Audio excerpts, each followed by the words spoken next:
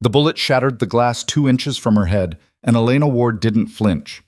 Everyone else hit the floor, screaming, scrambling, begging, but she stood there like the ceiling hadn't just caved in, like the world wasn't ending in real time. Blood pooled under the gurney where a soldier's femoral artery had torn open. 30 seconds left, maybe less. Dr. Ryan Cole was on his knees, hands over his head, useless. The attending physician had run, security was gone.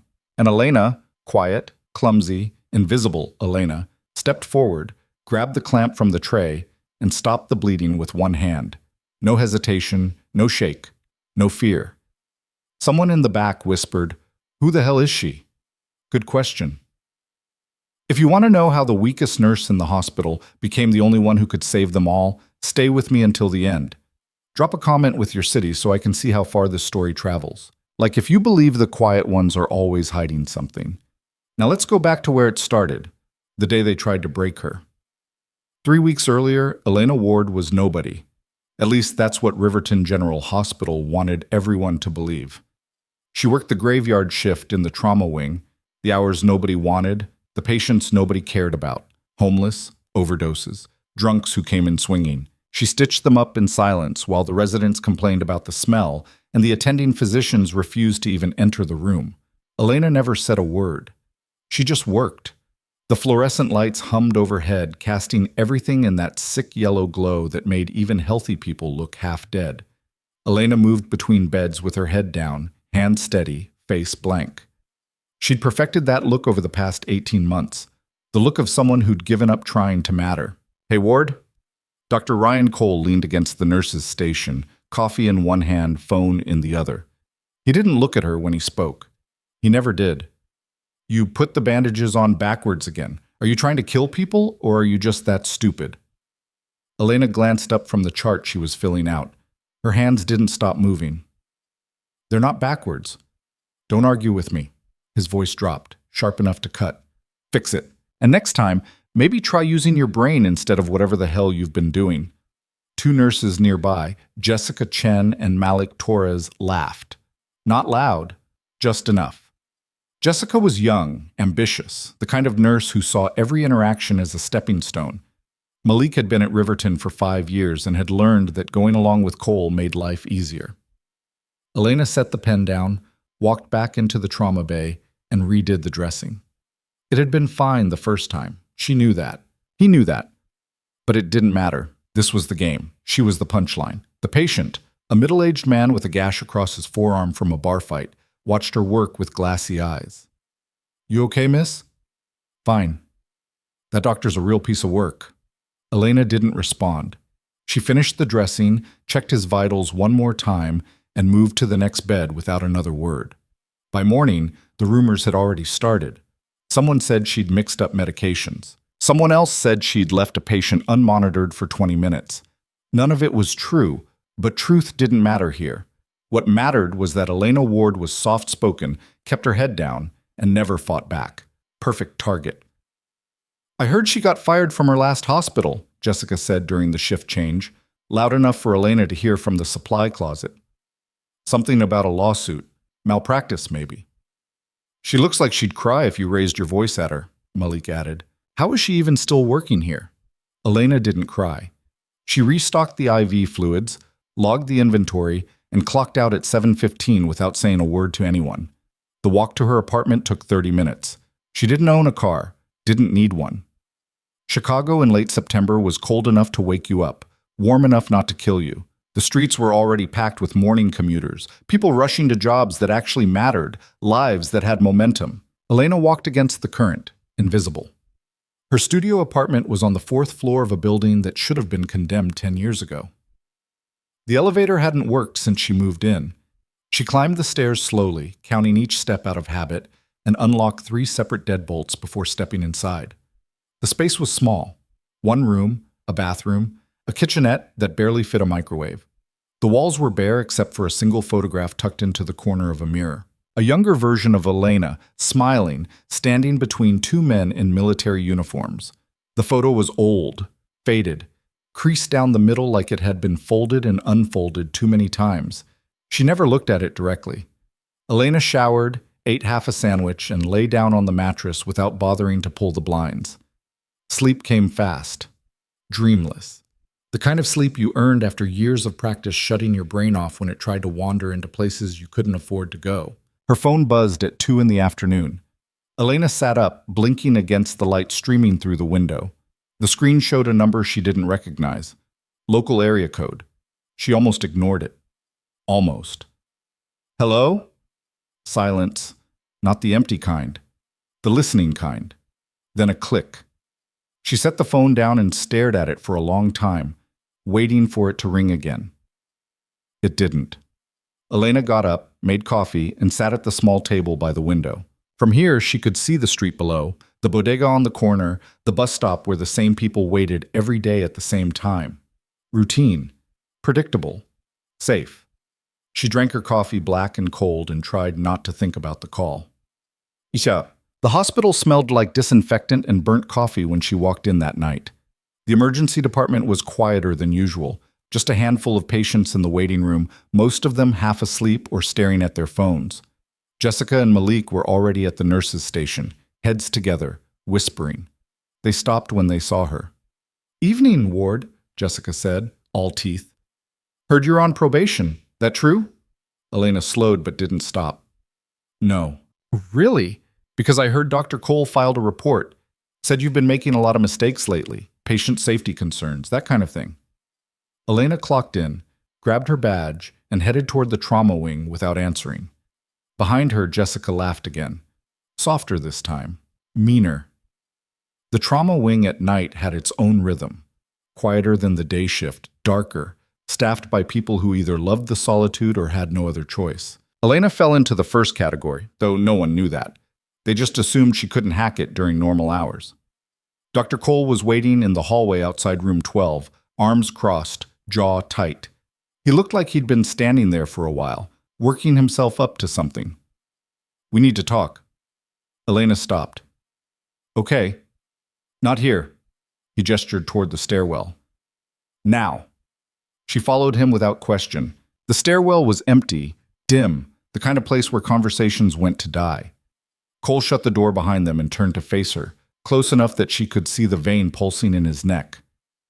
"I don't know what kind of game you're playing," he said, voice low, controlled. "But it ends tonight." "I'm not playing anything." "Don't lie to me." He stepped closer. "You think I don't see it? The way you look at me like you're waiting for something, like you know something." Elena said nothing. "I've worked here for 6 years," Cole continued.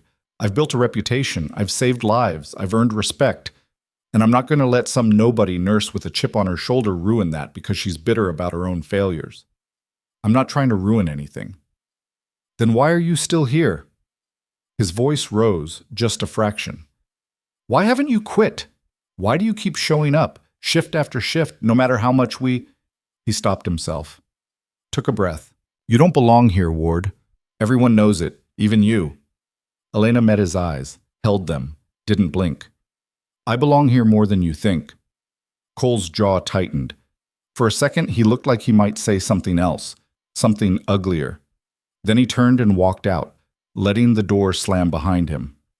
Elena stood there in the stairwell, alone, breathing slow and steady. Her hands weren't shaking. They never had been.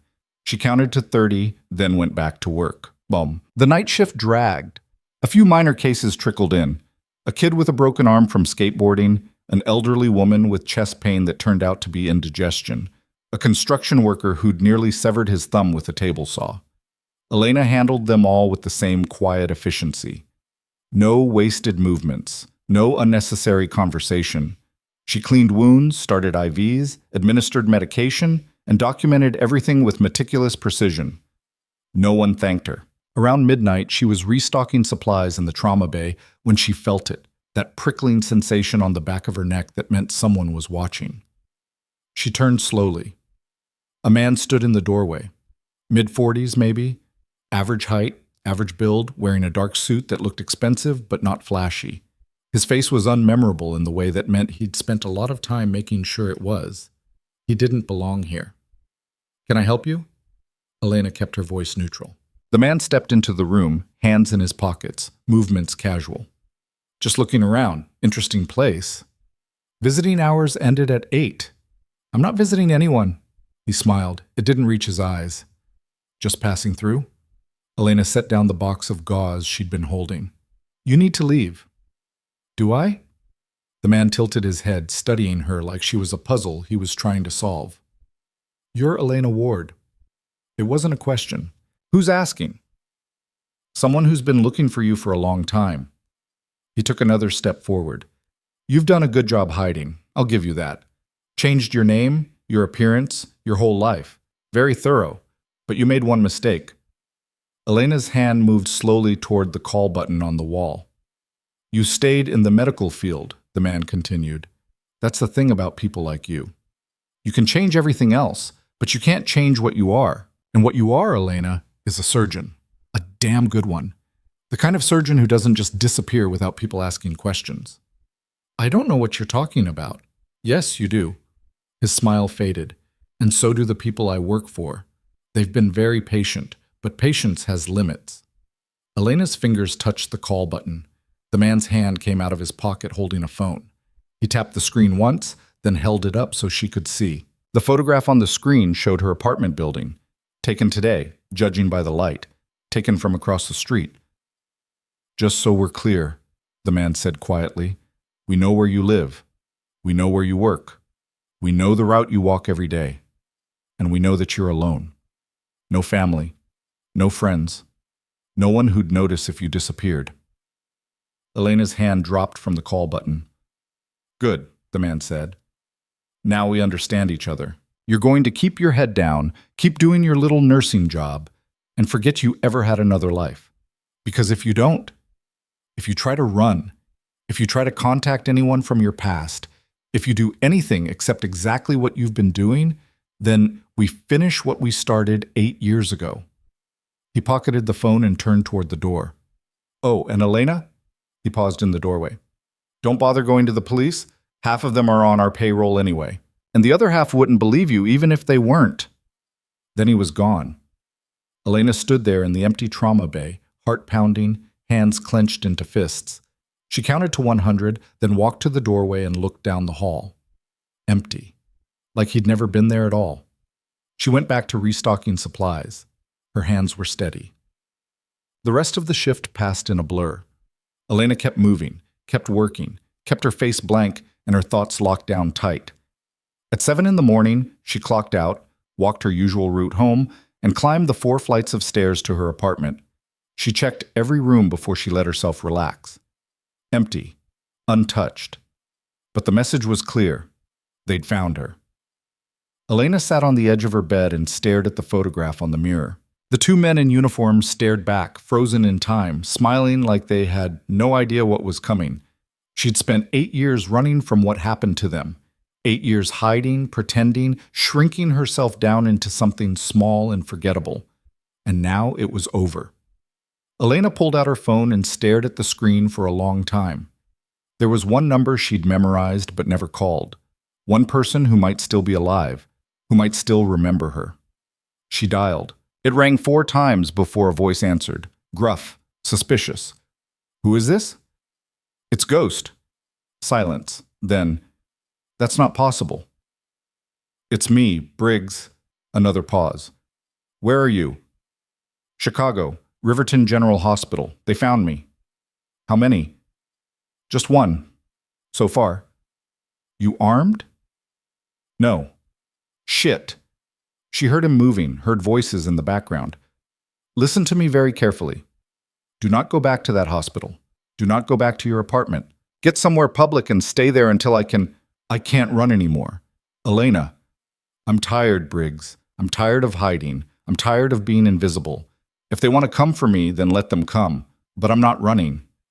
You don't know what you're saying. These people don't just kill you. They make you disappear. They erase you. There won't even be a body to... I know what they do, Elena interrupted. I watched them do it. Remember? Silence.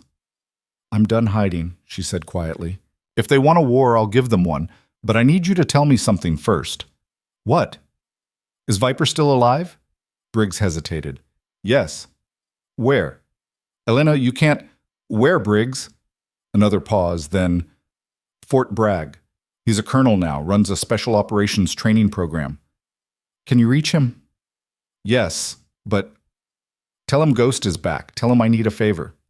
What kind of favor? Elena looked at the photograph on the mirror, at the two men who'd died because they trusted the wrong people, at the version of herself who'd believed the world was fair. The kind that ends this. She hung up before Briggs could respond. For the first time in 8 years, Elena Ward allowed herself to feel something other than fear. Anger. What? She slept for 3 hours, then got up and went back to work. The hospital looked the same, smelled the same people moving through the same routines, oblivious to the fact that the quiet nurse they ignored was about to shatter their entire world. Dr. Cole was in the break room when she arrived, holding court with a group of residents, telling some story about a surgery he'd performed.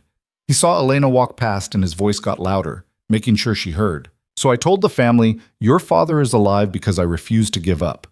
That's what separates good doctors from great ones. Persistence, excellence, not being afraid to make the hard calls. The residents nodded, hanging on every word. Elena kept walking. Jessica and Malik were at the nurse's station, whispering again. They stopped when they saw her, exchanged a look, then started laughing. Elena clocked in and went to work.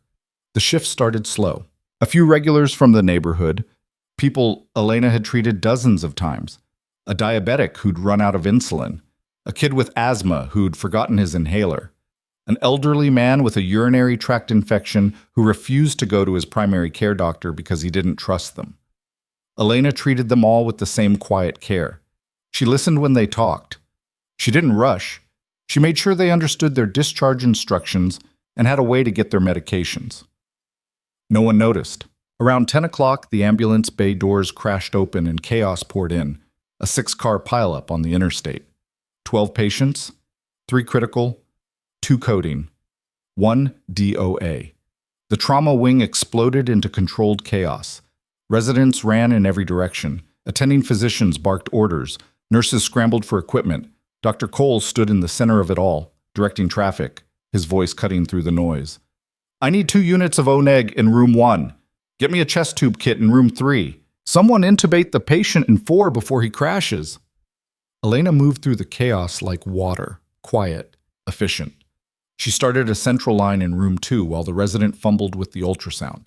She reduced a dislocated shoulder in room 5 when the orthopedic resident couldn't get it.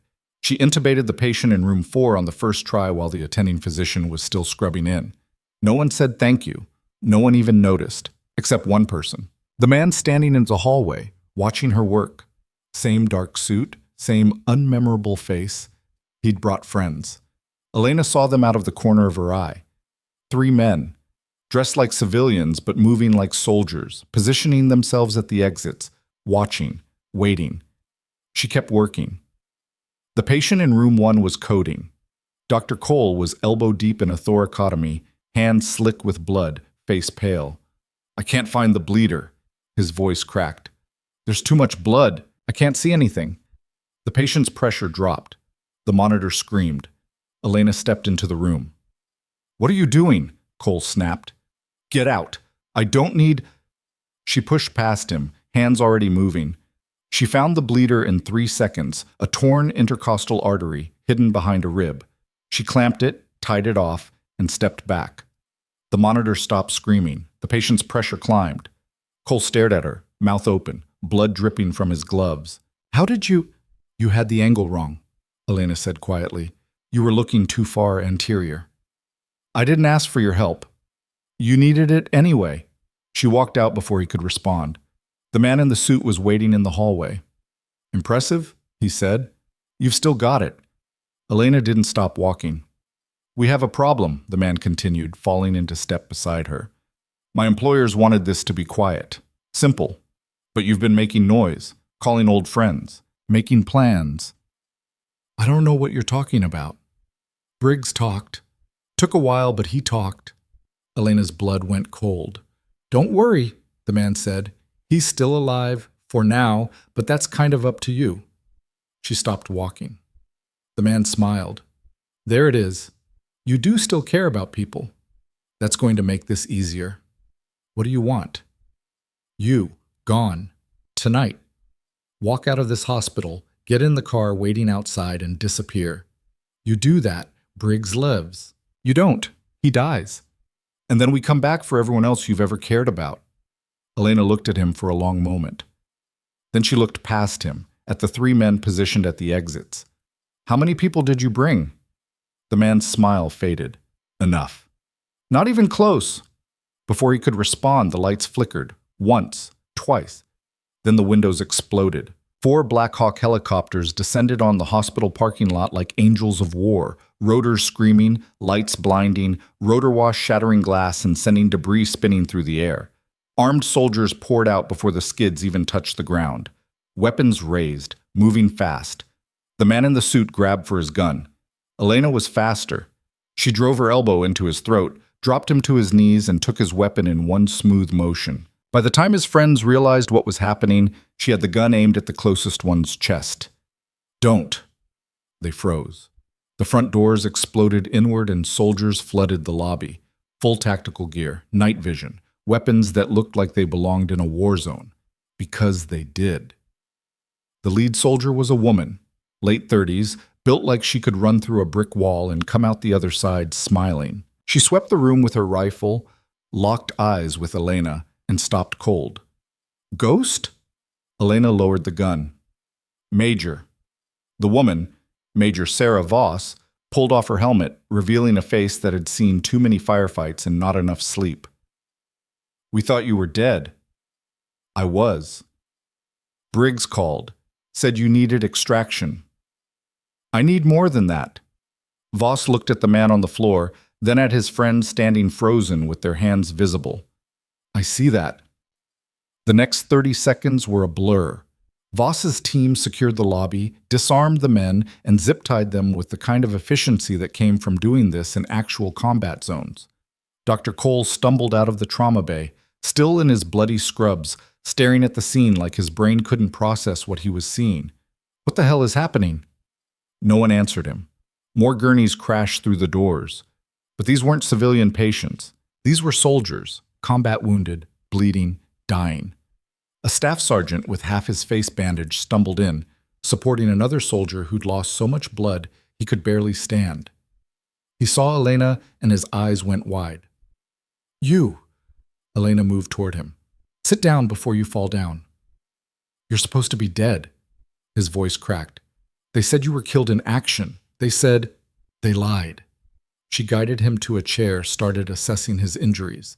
Shrapnel wounds, burns, nothing immediately fatal but close. Who's in command? Admiral Kessler. Elena's hand stopped, just for a second.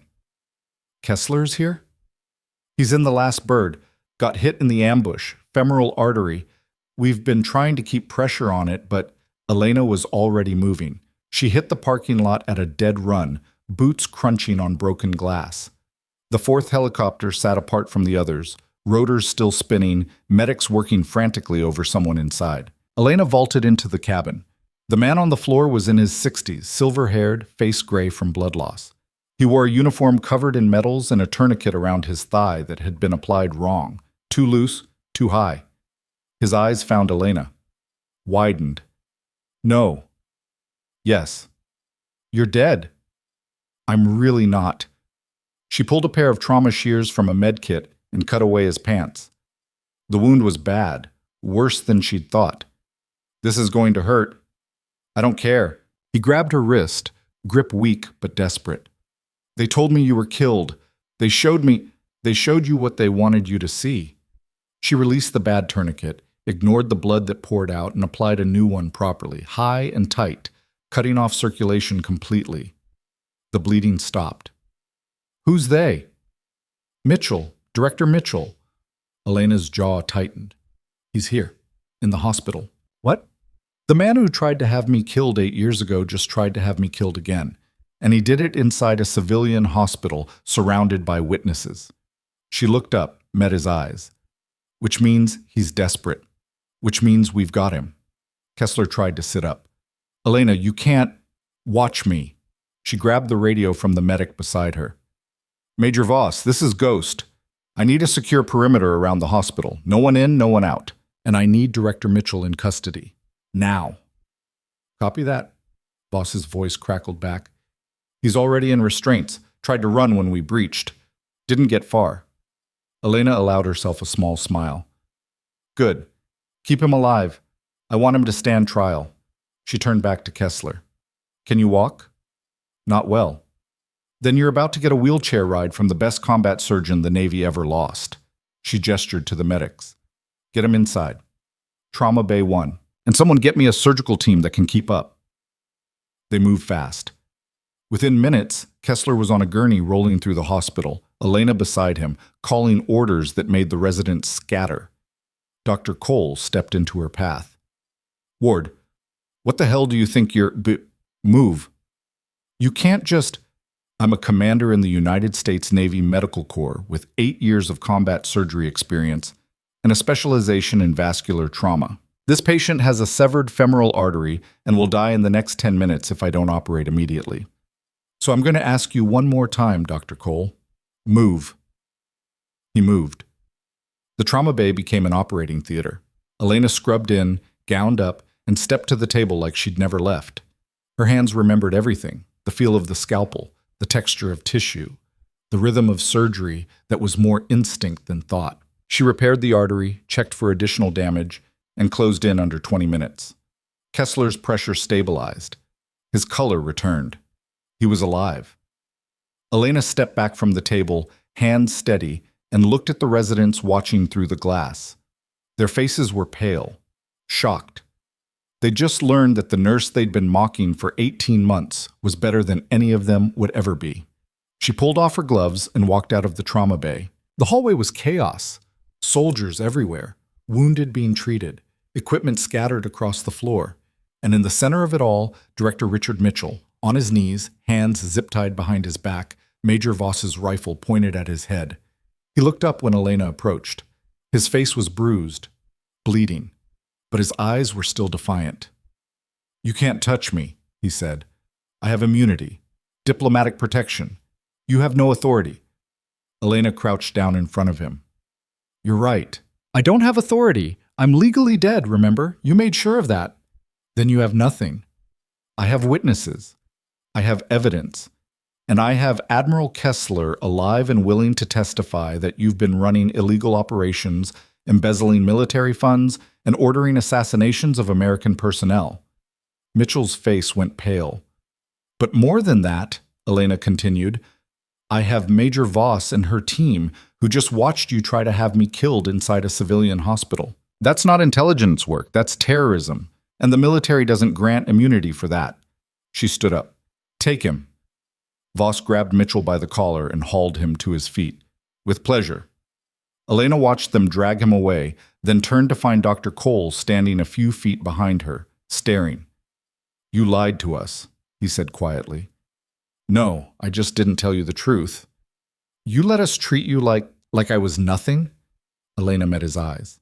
Yes, because I needed to be nothing. I needed to disappear, and you made that very easy. Cole flinched. But now I'm done disappearing, Elena continued, and you're going to have a choice to make.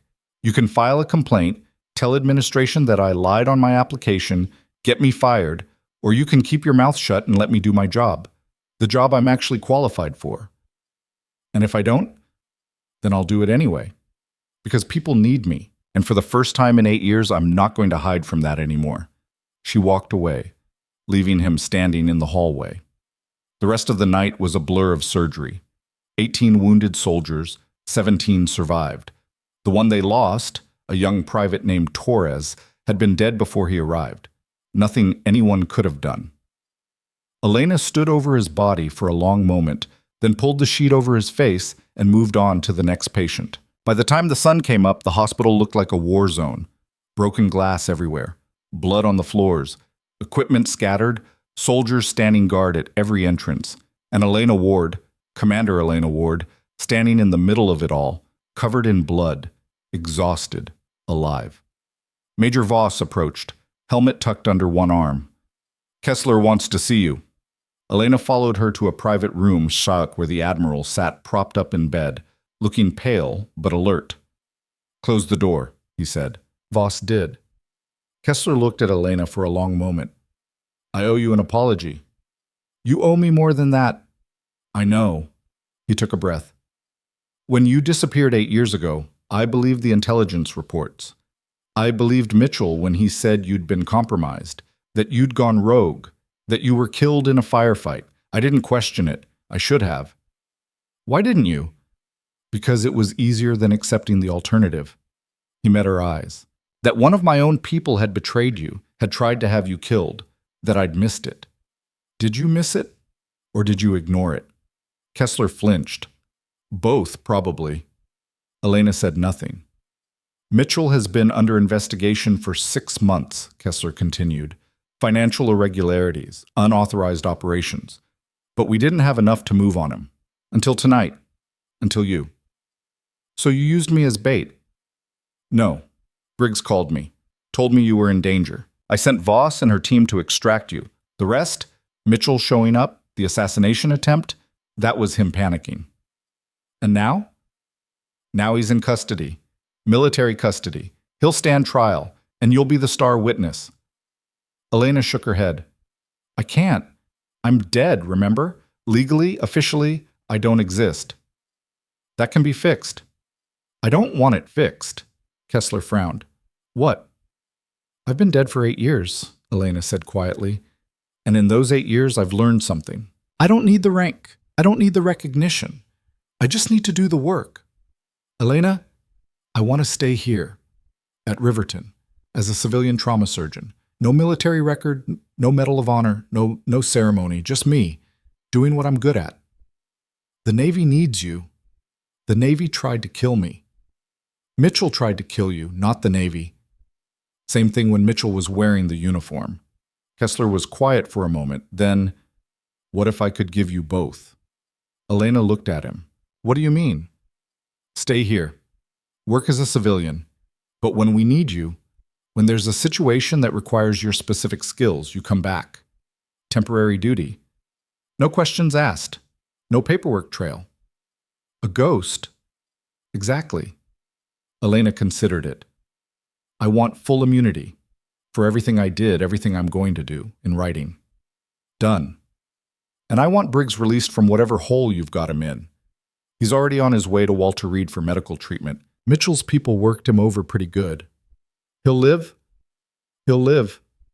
Elena nodded slowly. Then we have a deal. Kessler held out his hand. She shook it. Welcome back, Commander. Don't call me that here. In this hospital, I'm just Elena. Then welcome back, Elena. She left him there and walked out into the hallway. The chaos had settled. The wounded were stable. The soldiers were preparing to move out. Dr. Cole stood by the nurse's station, watching her approach. He looked like he hadn't slept in days. I talked to administration, he said quietly. Elena waited.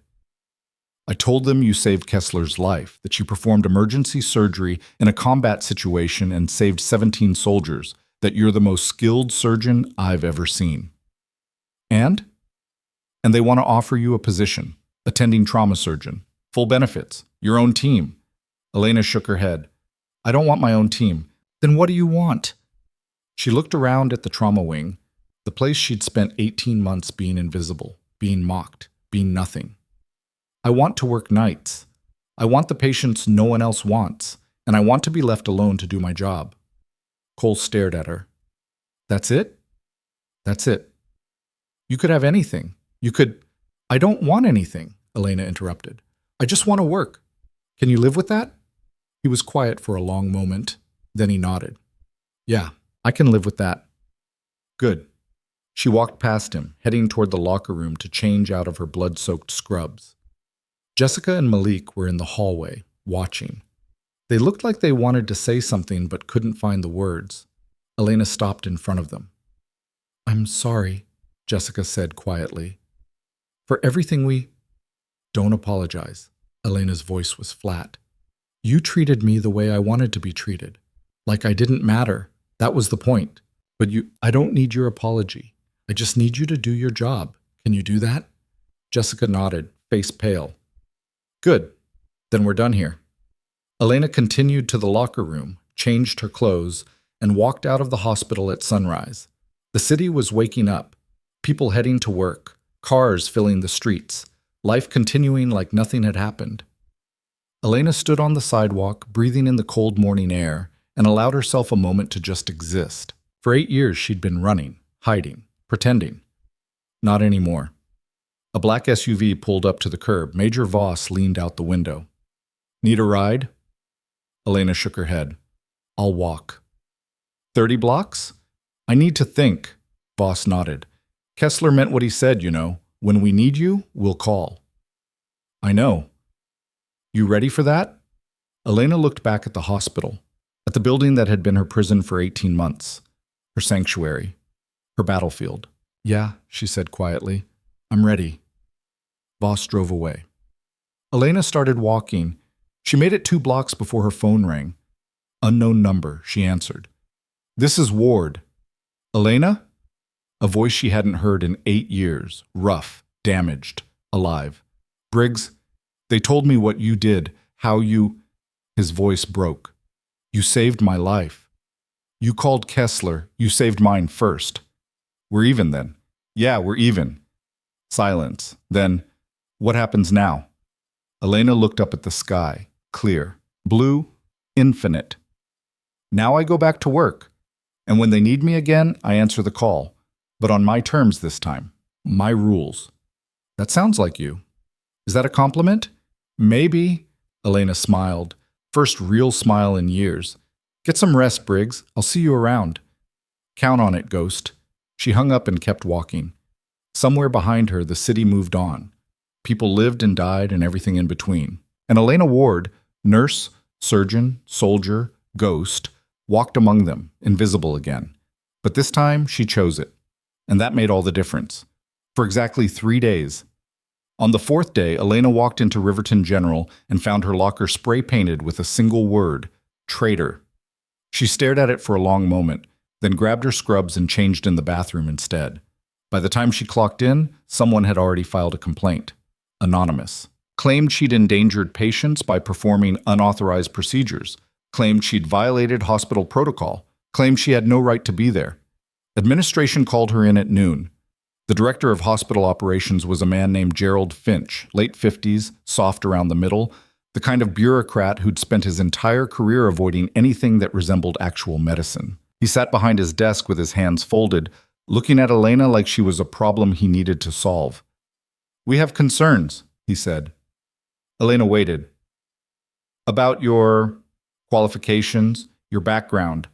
The incident last week raised questions about who you actually are and whether you've been honest with us.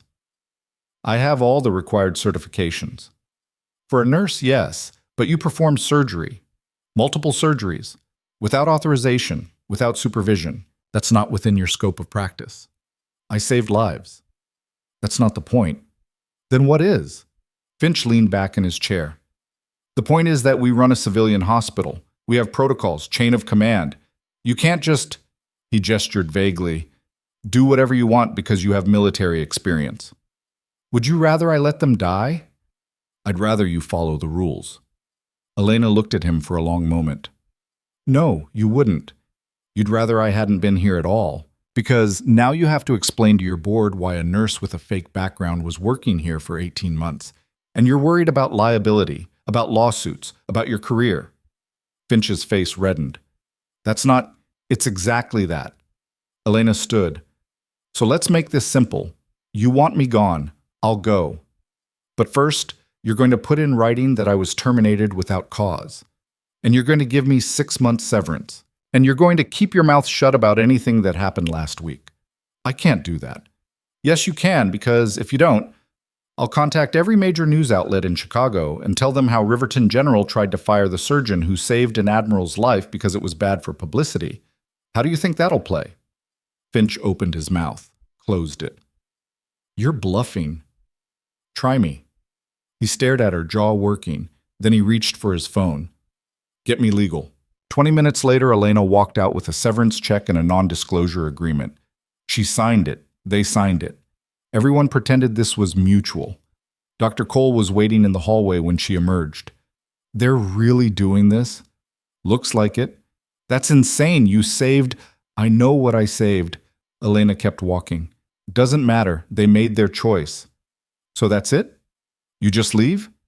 She stopped, turned to face him. What do you want me to say, doctor? Cole? That I'm devastated? That I'll miss this place? I want you to fight back. Why? So you can feel better about treating me like garbage for 18 months? She saw him flinch. I don't need this hospital. I never did. I was just hiding here. But I'm done hiding. Then what are you going to do? Elena thought about that.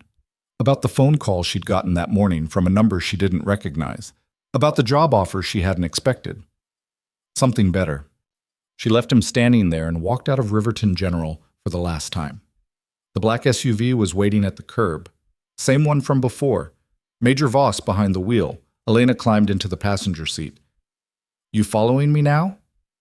Kessler's orders, he figured you'd need a ride. He figured right. Elena buckled her seatbelt. Where are we going? Somewhere you can actually use your skills without bureaucrats getting in the way. Voss pulled into traffic and headed north, away from the city, toward the suburbs that bled into industrial parks and warehouse districts. They drove for 40 minutes in silence before pulling into a gated facility that looked like it manufactured nothing and employed no one. The sign out front read, Meridian Tactical Solutions, Private Military Contractor. Elena had worked with a dozen companies like this during her time overseas. Most of them were staffed by former operators who couldn't let go of the life. Some were legitimate. Most weren't. Kessler owns this? Elena asked. Controls it. Through about 15 shell corporations and a non-profit that technically provides humanitarian medical assistance. Voss parked near a nondescript building. Come on, someone wants to meet you. Inside, the facility looked like every other PMC headquarters Elena had ever seen. Weight room, armory, briefing rooms. Men and women in tactical gear moving with purpose. The smell of gun oil and coffee. Voss led her to a conference room on the second floor where a woman sat reviewing files on a tablet. She looked up when they entered. Mid-40s, black, fit in a way that suggested she still spent time in the field. Short hair, scars on her hands that told stories she probably wouldn't share. Commander Ward. The woman stood, offered her hand. Captain Denise Harper. I run operations here. Elena shook her hand. Just Elena. Fair enough. Harper gestured to a chair. Kessler speaks highly of you, says you're the best combat surgeon he's ever worked with. He's biased. Maybe. But 17 saves out of 18 casualties in a hostile environment backs up his opinion. Harper sat back down. I'll cut to the chase. We need a surgeon, full-time. Someone who can handle trauma, who's worked in combat zones, who won't fall apart when things get complicated. You've got military contracts. They don't provide medical support? For standard operations, yes, but we run jobs that don't officially exist. Black budget. No paper trail. The kind of work where you can't just call for a medevac and hope for the best. Harper tapped her tablet. Last year, we lost 3 operators because we didn't have a surgeon on site. 3 men who would have survived if someone had been there to stop the bleeding in the first 5 minutes. Elena said nothing. We're offering $200,000 a year, full benefits, and complete autonomy in your medical decisions. You run the clinic however you want. You build the team however you want. You answer to me, but I don't tell you how to practice medicine. What's the catch? Harper smiled. Smart. The catch is that some of our jobs take place in countries where the U.S. government officially has no presence. Where if things go wrong, there's no cavalry coming. You'd be risking your life every time you deploy. I've done that before. I know. But you were younger then. You had backup. You had a command structure. Harper leaned forward. Here, you'd be it, the only medical asset. If you make a mistake, people die. If you get killed, the mission fails. That's a lot of pressure. Elena looked at her hands, at the scars on her knuckles from punching through a windshield 8 years ago, at the calluses that never quite went away. When do I start? Harper's smile widened. Tomorrow. We've got a team deploying to Eritrea in 72 hours. Medical situation is questionable. I want you running point. What's the mission? Hostage extraction. American journalists captured by a local warlord. State Department says they're negotiating. We're the backup plan. How many operators? 8, plus you. Elena stood. I'll need a full manifest, medical histories on everyone, and a list of available equipment before I agree to anything. You'll have it by tonight. And I want final say on abort criteria. If the medical risk is too high, we don't go. Harper hesitated, then nodded. Agreed. They shook hands again. Voss drove Elena back to her apartment. The sun was setting, painting the sky in shades of orange and red that reminded her of burning cities and blood on sand. You sure about this? Voss asked as they pulled up to the curb. No. Good. People who are sure get killed. Elena climbed out, then leaned back in through the window. You ever regret it? Going back after you got out? Voss considered that. Every day, but I regret not going back more. Elena nodded and stepped away from the SUV. She climbed the 4 flights to her apartment, unlocked the 3 deadbolts, and stepped inside. The photograph on the mirror caught her eye. The 2 men in uniform, the younger version of herself between them. She pulled the photo down, looked at it properly for the first time in months. Captain Marcus Webb, Lieutenant Daniel Rourke, her team, her brothers, dead because someone decided their lives were worth less than a cover-up. Elena set the photo on the table and opened her laptop. The file she'd been building for 8 years sat in an encrypted folder. Names, dates, transactions, communications. Everything she'd managed to piece together about who killed her team and why. Director Mitchell was in custody. But he wasn't the top. He was just the first domino. Elena opened a new document and started typing. She worked through the night, cross-referencing the manifest Harper had sent with the intelligence report she'd collected over the years. The journalist they were extracting, Samuel Brennan, wasn't just a journalist. He'd been investigating illegal arms sales in the Horn of Africa, sales that trace back to U.S. defense contractors, sales that were supposed to have been shut down after Marcus and Daniel died trying to expose them. This wasn't a coincidence. Elena picked up her phone and called the number Kessler had given her. He answered on the second ring. It's late. The Eritrea mission. Brennan isn't just a hostage, he's a target. Silence. Then, how do you know that? Because he's investigating the same people who killed my team, and someone wants him dead before he publishes what he's found. Elena, I'm still going, but I need something from you first. What? Full intelligence workup on everyone involved in this mission, including Harper, including the client who hired Meridian. I want to know who's paying for this extraction and why they waited until now to act.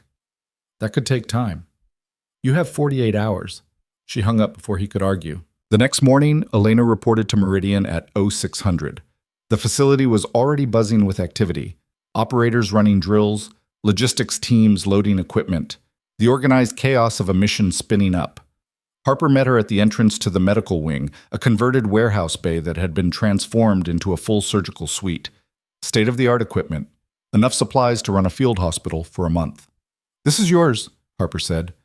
Anything you need, you tell me. Anything you don't like, you change it.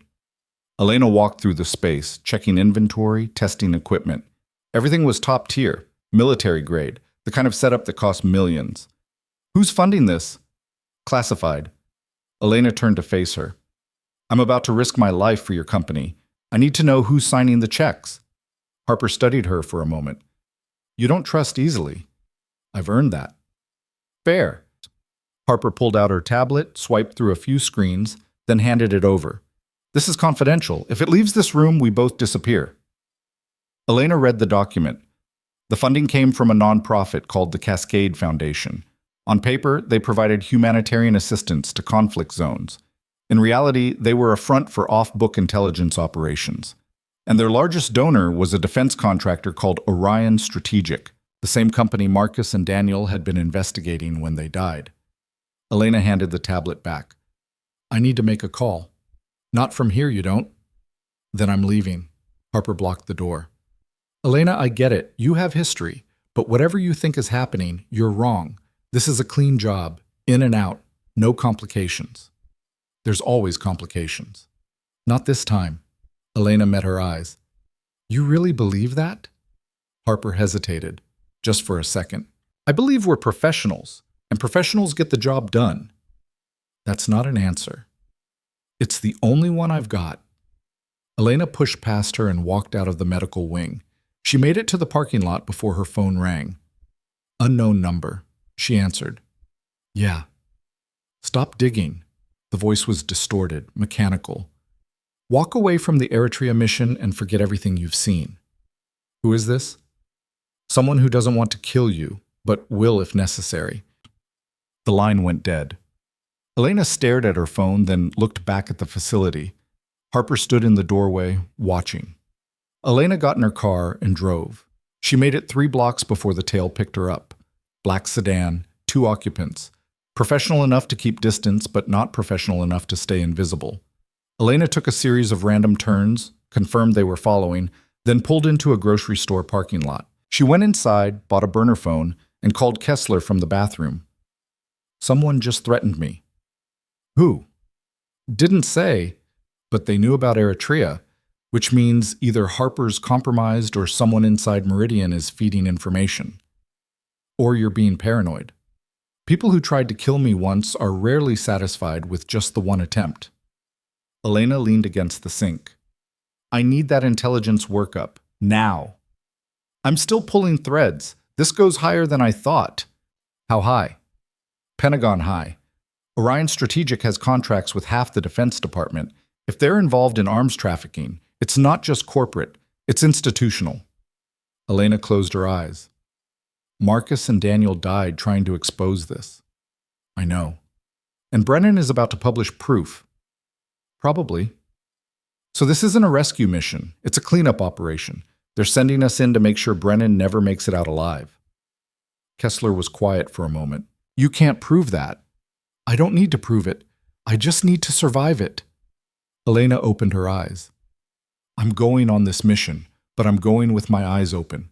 And if anyone tries to bury me again, I'm taking them with me. Elena, wait! She hung up and walked out of the bathroom. The black sedan was still in the parking lot, 2 rows over. She ignored it, got in her car, and drove back to Meridian. Harper was waiting at the gate. You left without clearance. I needed air. You need to follow protocol. Elena stopped. Here's my protocol. I go on this mission.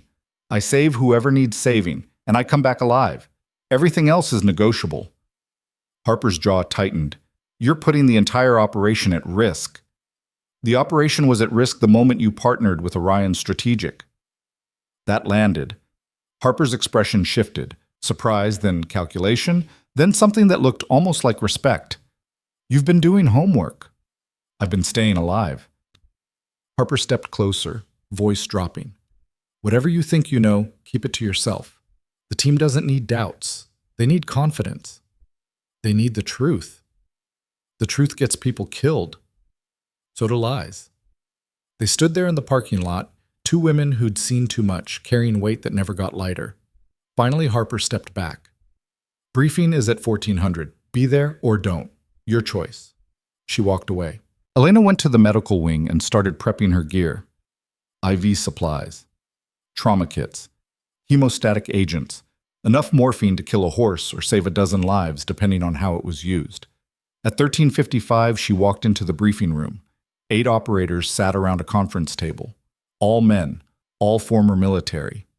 They looked up when she entered, expressions ranging from curious to skeptical. Harper stood at the front of the room next to a map of Eritrea. This is Dr. Elena Ward. She'll be our medical asset for this operation. Any of you get shot, she's the one keeping you alive. Treat her accordingly. One of the operators, a big guy with a shaved head and a scar across his jaw, grunted. No offense, Doc, but I've seen combat medics. You don't look like one. Elena met his eyes.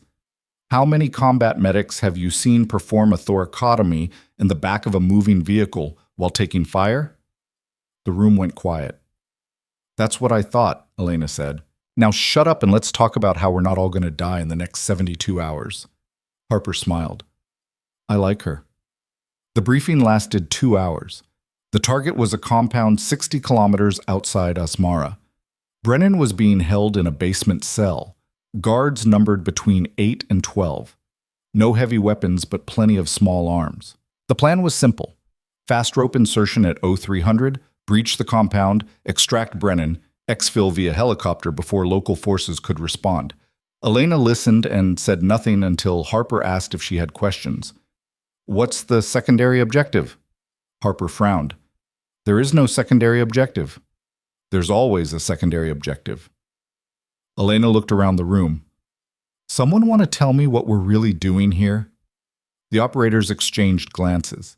The big guy with the scar spoke up. We're extracting a journalist, that's it. And if the journalist is already dead when we arrive, then we confirm an exfil. And if he's alive but refuses to come, Harper's expression hardened. Then you sedate him and we carry him out. This is a rescue, Elena, not a negotiation. Elena stood. I need to see the medical files on Brennan, health conditions, medications, allergies. If I'm sedating someone against their will, I need to know I won't kill them in the process. That's classified. Then I'm out. She turned toward the door. Wait. Harper's voice cut across the room. Fine. You'll have the files by tonight, but this stays between us. The team doesn't need to know. Elena looked back. The team deserves to know what they're walking into. The team follows orders, just like you. Elena walked out without another word. That night, the files arrived via encrypted email. Elena read them twice, then a third time to make sure she wasn't seeing things. Samuel Brennan wasn't just a journalist. He was former CIA paramilitary operations officer. He'd spent 15 years running black ops in Africa and the Middle East before retiring and becoming a journalist. And the story he was investigating wasn't just about arms trafficking. It was about a network of defense contractors, intelligence officials, and military officers who'd been running illegal weapons to insurgent groups for profit, groups that later turned those weapons on American soldiers. Marcus and Daniel had died because they discovered the network. Brennan was about to expose it, and Elena was being sent to make sure he never got the chance. She called Kessler. You lied to me. I didn't lie. I just didn't tell you everything. Brennan is CIA. This whole mission is a setup. It's complicated. It's simple. They want him dead. They're using Meridian as cover, and if I go on this mission, I'm complicit. Kessler sighed. What do you want me to say, Elena? That the world is black and white, that there are good guys and bad guys, and you can tell them apart. I want you to tell me the truth. The truth is that Brennan knows things that could bring down half the Pentagon, things that would destabilize global security, things that would get a lot of good people killed. And that justifies murder? It justifies protecting the mission. Elena hung up. She sat in her apartment, staring at the files, at the photograph of Marcus and Daniel, at the life she'd built on top of their graves. Then she made a decision. She packed her gear, loaded it into her car, and drove to Meridian at 0200. The facility was quiet. Night shift security waved her through without question. She went to the medical wing, prepped her equipment, and waited. At 0500, the team assembled in the hangar. Harper gave final instructions. The operators loaded into the transport plane. Elena climbed aboard last. They flew for 9 hours, refueling once over the Atlantic. No one spoke. The cabin was filled with the sound of engines and the tension of professionals who knew what came next. They landed at a private airfield outside Asmara at local time 2200. The air was hot and dry, tasting of dust and diesel. Harper pulled Elena aside while the team loaded into trucks. Last chance to back out. I'm not backing out. Good. Harper handed her a satellite phone. If things go wrong, you call this number. Extraction team will be on standby. What if the extraction team is part of the problem?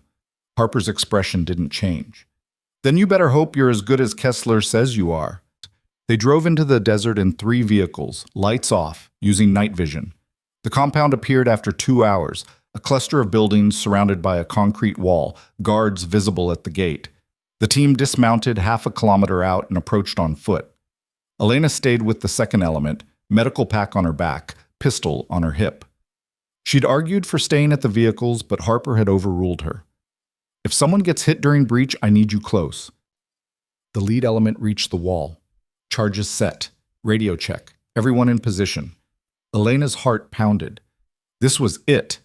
Harper's voice crackled over the radio. Execute. The charges blew. The wall came down. The team poured through, weapons up, moving fast. Gunfire erupted immediately. Elena ran forward, staying low, following the second element through the breach.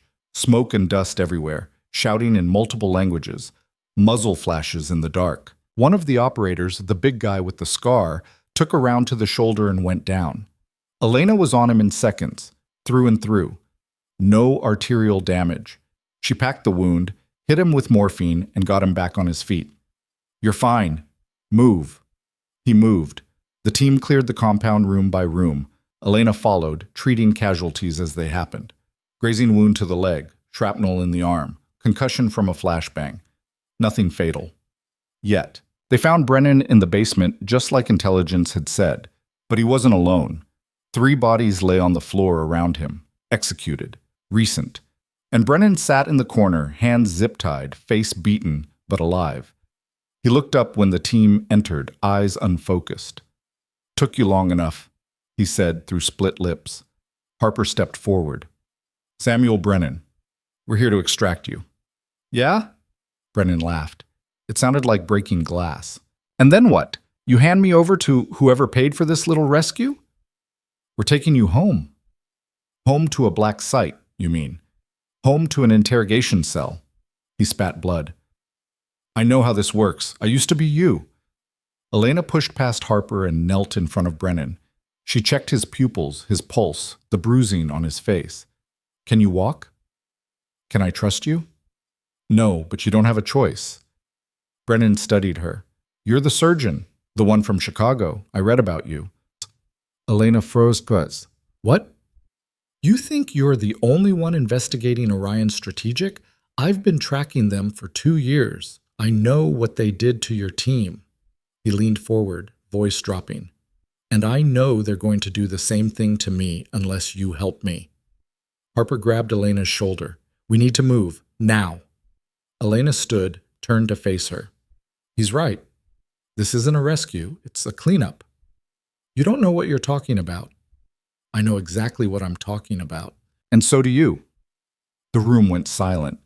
The operators stood frozen, weapons half raised, looking between Harper and Elena like they were watching a grenade with the pin pulled. Harper's hand moved to her sidearm. "Don't," Elena said quietly. Please don't. I have my orders." "So did the people who killed my team. How'd that work out for them?" Harper's jaw clenched. For a long moment, no one moved, no one breathed. Then gunfire erupted outside. Heavy caliber, multiple weapons. The whole compound shook. One of the operators ran to the window. "We've got company. At least 20 hostiles inbound." Harper's radio crackled. "All elements, this is Overwatch. You are compromised. Recommend immediate exfil." "Negative, Overwatch. We have the package. Moving to—" An explosion cut her off. The building shuddered. Dust rained from the ceiling. "That was our vehicles," someone shouted. Harper grabbed her radio. "Overwatch, we need emergency extraction. Now!" Static. "Overwatch, respond!" More static. Then a voice Elena recognized. Calm, cold. "Overwatch is offline, Captain Harper." "So is your extraction. You're on your own." Director Mitchell. He was supposed to be in custody. Elena's blood turned to ice. Harper stared at the radio like it had betrayed her. "That's not possible. He's in prison. Nothing is impossible when you have the right friends," Mitchell's voice continued. "You've served your purpose, Captain. All of you have. Now it's time to clean up the loose ends." The gunfire outside intensified. Harper looked at Elena, really looked at her. And Elena saw the moment she understood. They'd both been played. "How many rounds do we have?" Harper asked the room. "Not enough," the big operator said. Brennan laughed again. Bitter. Broken. "Welcome to my world." Elena grabbed her medical pack and started pulling out supplies. Not bandages, not morphine, the explosives she'd packed at the bottom, just in case. Harper saw them, and her eyes widened. "Where the hell did you get those?" "I've been preparing for this conversation for 8 years. Elena started assembling charges. "You want to live? Then help me rig this building to blow. We're going out the back way." "There is no back way?" "There is now." Outside, the enemy closed in, and inside, Elena Ward stopped running. She worked fast, fingers moving through muscle memory drilled into her during demolitions training a lifetime ago. C4 packed along the structural supports, date cord threaded through gaps in the concrete. The building was old, poorly reinforced. It would come down easy if she placed the charges right. Harper grabbed one of the blocks. "You're insane." "Probably, Elena didn't look up. But I'm also right. We blow the back wall, create chaos, slip out during the confusion. And Brennan, he can barely walk. Then someone carries him. The big operator, his name was Kozlov, stepped forward, shoulder still bleeding through Elena's field dressing. I'll do it. You're hit. I can still move. Gunfire rattled the windows, closer now, voices shouting in Tigrinya, the sound of boots on gravel. Harper keyed her radio one more time. Any element, this is Harper. If anyone can hear this, we are taking heavy fire and need immediate. The radio exploded in her hand. Not figuratively. A bullet punched through the window and hit the device dead center, sending sparks and shrapnel into Harper's palm. She dropped it with a curse, blood running down her wrist. Elena was on her in seconds, pulling out the fragments, wrapping gauze tight. Keep pressure on it. I need that hand to shoot. You need that hand to not bleed out. Elena finished the wrap and moved back to the charges. How long can we hold them? One of the other operators, younger, maybe 25, name tag Red Mills, checked his magazine. 3 minutes. Maybe 4 if we're lucky.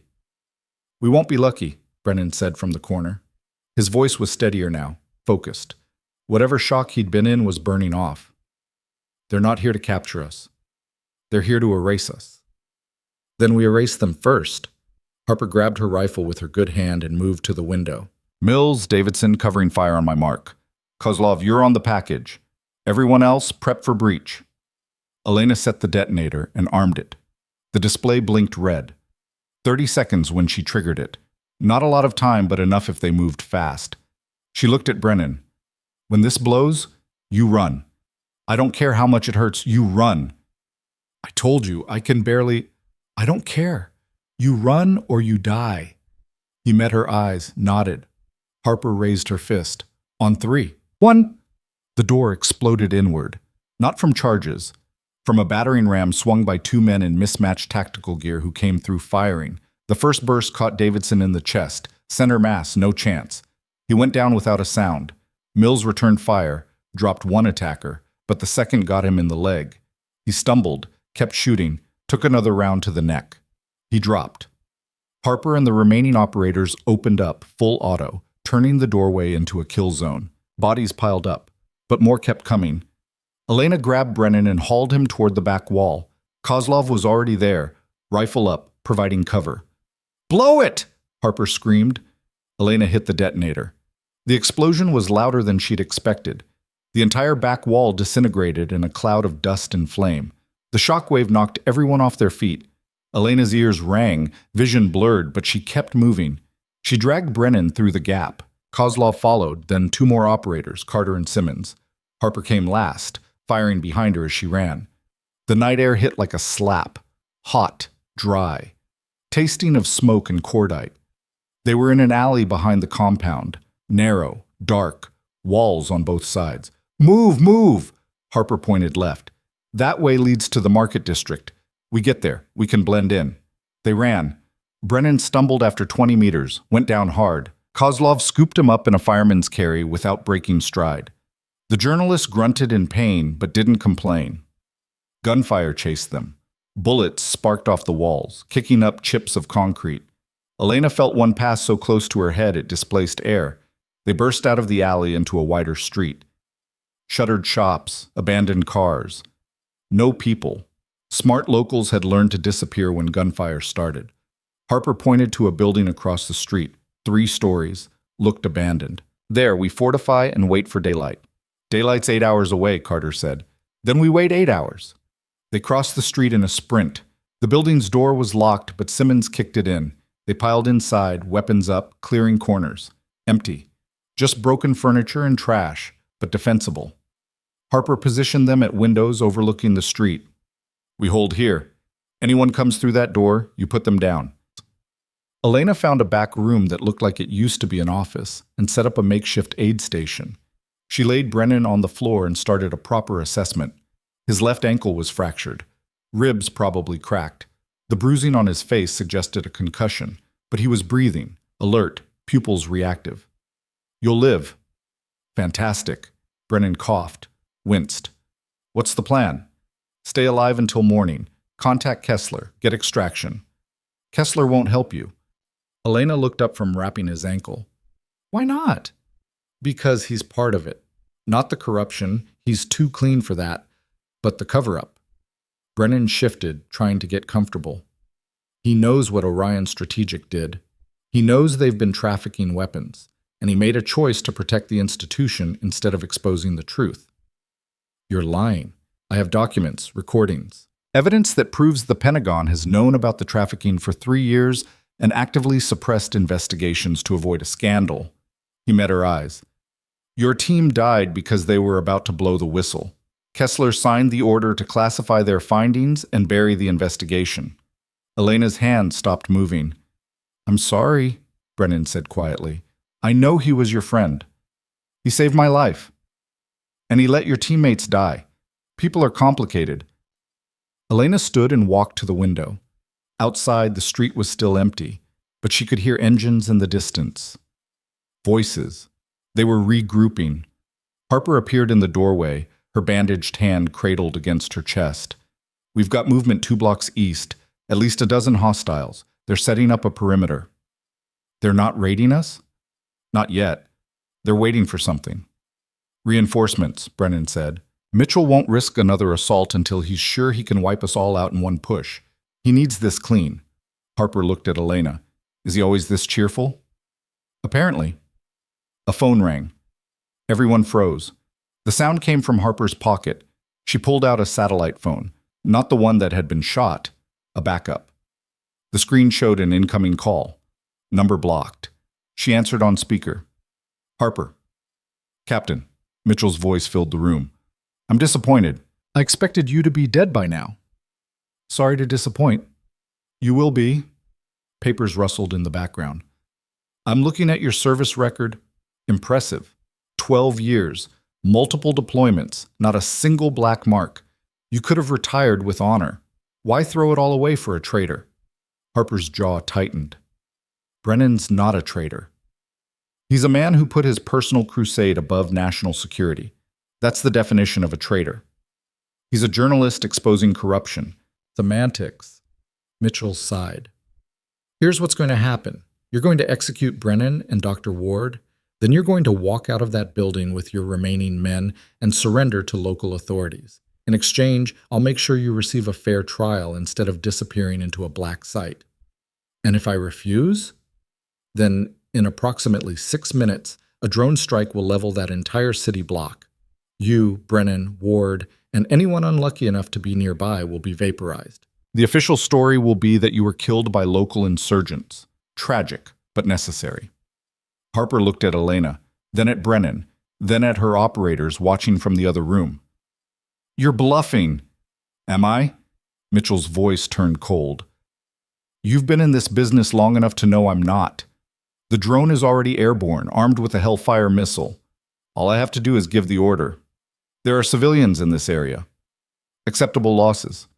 Harper closed her eyes. Elena grabbed the phone. Mitchell, this is Ward. Silence. Then, the ghost that won't stay dead. I should have known you'd be involved in this mess. You've been trying to kill me for 8 years. It hasn't worked yet. 3rd time's the charm. Maybe, but before you turn us into ash, ask yourself, what happens when Brennan's documents go public? They won't. He doesn't have them anymore. My people recovered his laptop from the compound. The laptop was a decoy. Elena looked at Brennan. He nodded. He uploaded everything to a dead man's switch. If he doesn't check in every 12 hours, the file's automatically published to every major news outlet in the world. You kill him, you guarantee the exposure you're trying to prevent. Mitchell was quiet for a long moment. You're lying. Test me. More silence. Then, 5 minutes. That's how long you have to prove it. The line went dead. Harper stared at Elena. Please tell me that wasn't a bluff. It wasn't. Brennan pulled a phone from his pocket. Battered, screen cracked, but functional. The files are in the cloud. Dead man's switch activates if I don't enter a code every 12 hours. Next check-in is in 40 minutes. And if we don't make it that long? Then Mitchell's career ends posthumously. Brennan smiled through split lips. I've spent 2 years building this insurance policy. He can kill me, but he can't stop the truth. Kozlov appeared in the doorway. We've got a problem. Drone overhead, high altitude, circling. Everyone looked up at the ceiling like they could see through it. Harper grabbed her radio. All elements, prepare to evac. 60 seconds. Evac to where? Carter asked. Anywhere that's not here. They moved fast, grabbing gear, checking weapons. Elena slung her medical pack and helped Brennan to his feet. His ankle couldn't support weight, but he could hop with assistance.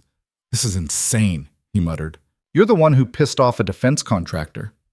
You're the one who survived assassination. Fair point. They hit the street at a run, spreading out, using vehicles for cover. The drone was visible now, a dark speck against the stars, silent, deadly. Elena's phone buzzed. Text from an unknown number. Building across the street. Basement. Now. She grabbed Harper. We've got a contact. Possible extraction. From who? Don't know, but it's better than waiting for that missile. Harper made the call. All elements, rally on Dr. Ward. Move. They sprinted across the street to a 3-story building with a faded sign in Tigrinya. The front door was unlocked. They piled inside, weapons up, clearing as they went.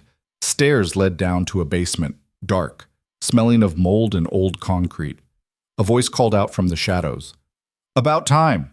Elena recognized it before she saw the face. Major Sarah Voss stepped into the light, full kit, rifle slung, looking like she'd just walked off a battlefield, which she probably had. Voss, what the hell are you doing here? Saving your ass. Again, Voss gestured behind her. 3 more soldiers emerged, all carrying enough weapons to start a small war. Kessler sent us, unofficial, off book. If this goes wrong, we were never here. Kessler knows? Elena's voice was flat. He knows Mitchell's trying to kill you.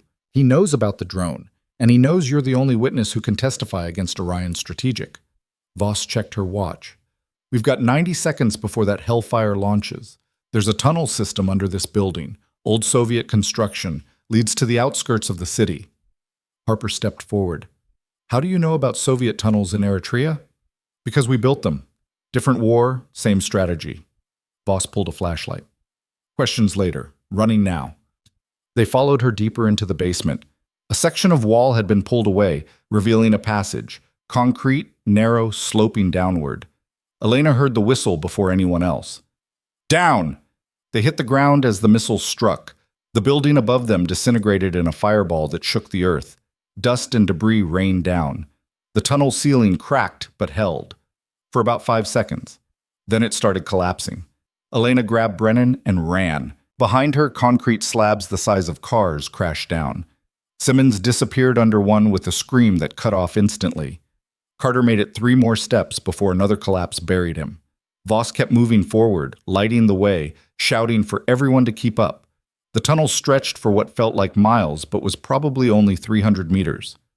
They emerged in an abandoned warehouse on the edge of the city, gasping, covered in dust, bleeding from a dozen small cuts.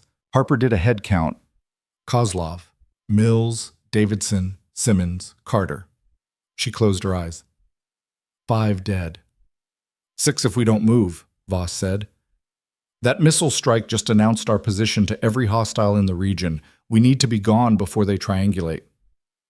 2 SUVs sat waiting in the warehouse. Voss pointed to them. Get in. We drive to the coast. Helicopter picks us up. We're in international waters in 3 hours. Elena helped Brennan into the first vehicle. Harper and Kozlov climbed into the second. Voss took the wheel of Elena's SUV and gunned it. They drove through the warehouse and out into the desert. No lights, using night vision. The city fell away behind them. Elena's phone rang. Mitchell. She answered. That was expensive, he said. A Hellfire missile costs about $100,000. You're racking up quite a bill. Send me an invoice. I'm going to send you something better. A choice. His voice turned reasonable, almost friendly. Walk away, Elena. Get on that helicopter. Go back to Chicago. Forget all of this. In exchange, I'll let you live. I'll let Brennan live. Everyone goes home. Except you still bury the truth. The truth is complicated. You expose Orion Strategic, you bring down half the defense establishment. Contracts worth billions evaporate. Thousands of jobs disappear. Military readiness drops. And for what? To punish a few people who made difficult choices in difficult times? They trafficked weapons to terrorists. They sold weapons to allies who later became enemies. There's a difference. Not to the soldiers who died because of those weapons. Mitchell sighed. Your teammates died in a firefight. It was tragic, but it wasn't murder. They died because someone ordered them silenced. They died because they were in the wrong place at the wrong time and refused to stand down when ordered. His voice hardened. And you're about to make the same mistake. I'm not standing down. Then you're choosing to die. And you're taking a lot of good people with you. Elena looked at Voss driving, at Harper in the vehicle behind them, at Kozlov holding pressure on his shoulder wound. These people chose to be here. Did they? Or did you manipulate them into fighting your personal war? Mitchell paused. Think about it, Elena. You've been hiding for 8 years, playing dead, living small. And the moment you step back into the light, people start dying around you. Maybe you're not the hero in this story. Maybe you're the villain. The line went dead. Elena sat in silence, watching the desert blur past. Voss glanced over. He's messing with your head. He's not wrong. He's absolutely wrong. You didn't start this war, you're just refusing to lose it.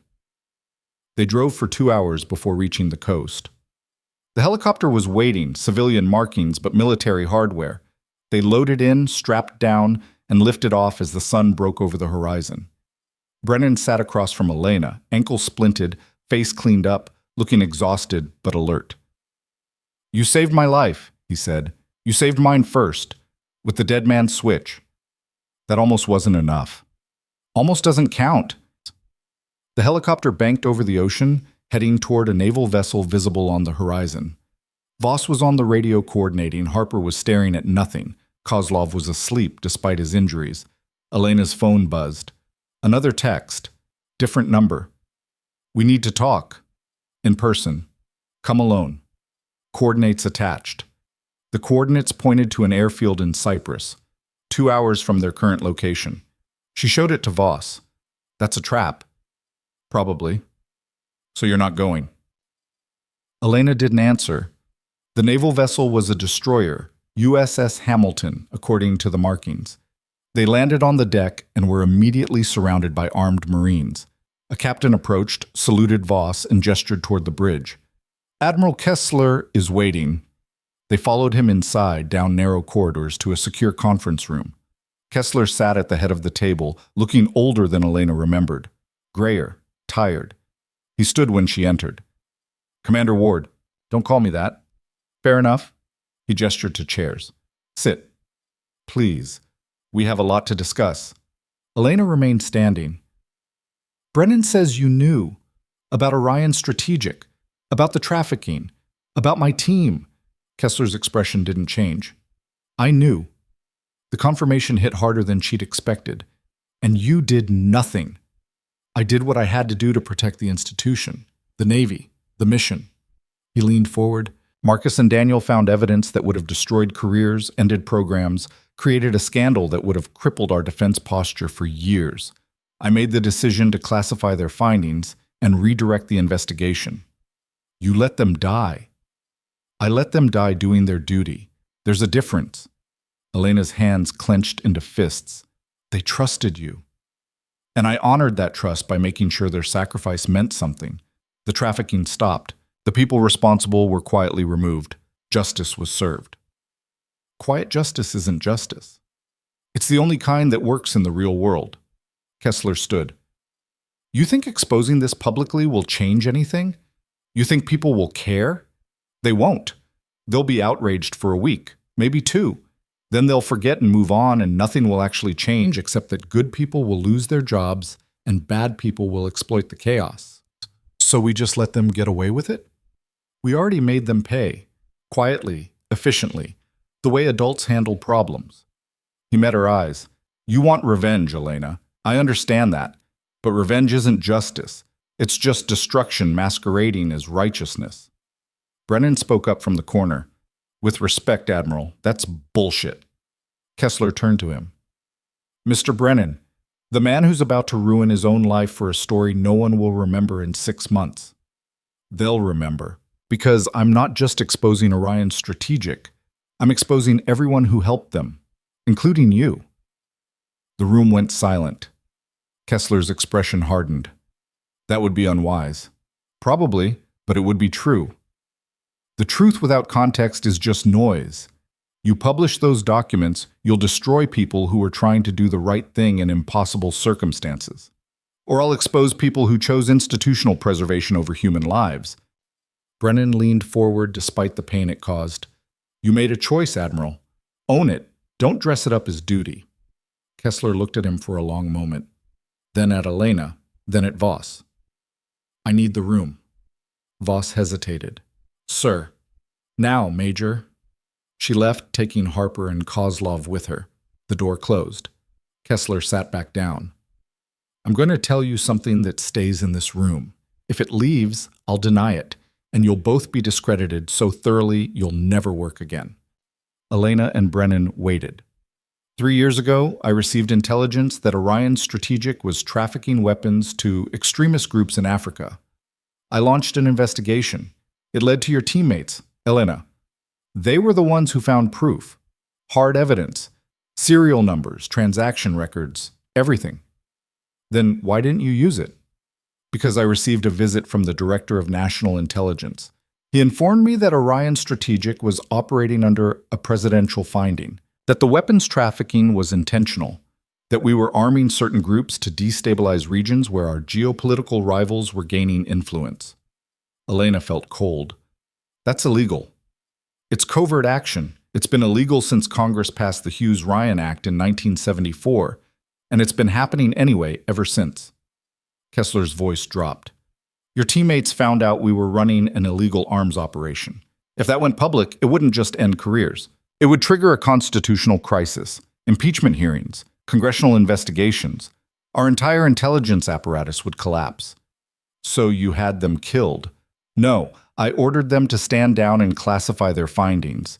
They refused. They said they were going to the press. He closed his eyes. I didn't order their deaths, but I didn't stop them either. I looked the other way when someone else made that decision, and I've carried that weight for 8 years. Silence. Brennan spoke first. Who gave the order? Mitchell. But he was following instructions from higher up. How high, I don't know. But high enough that even I couldn't touch them. Elena's voice was barely a whisper. Why are you telling us this? Because Mitchell broke protocol by trying to kill you in Eritrea. He went loud when he should have stayed quiet.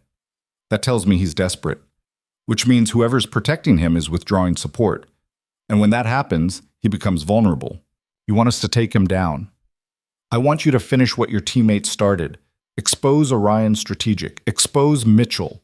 But do it carefully, surgically, target the guilty, and leave the institution intact. And if we can't separate the two? Kessler met her eyes. Then I'll help you burn it all down. The door burst open. Voss stumbled in, blood running from her nose, weapon drawn. Behind her, 4 men in dark suits pushed inside, guns raised.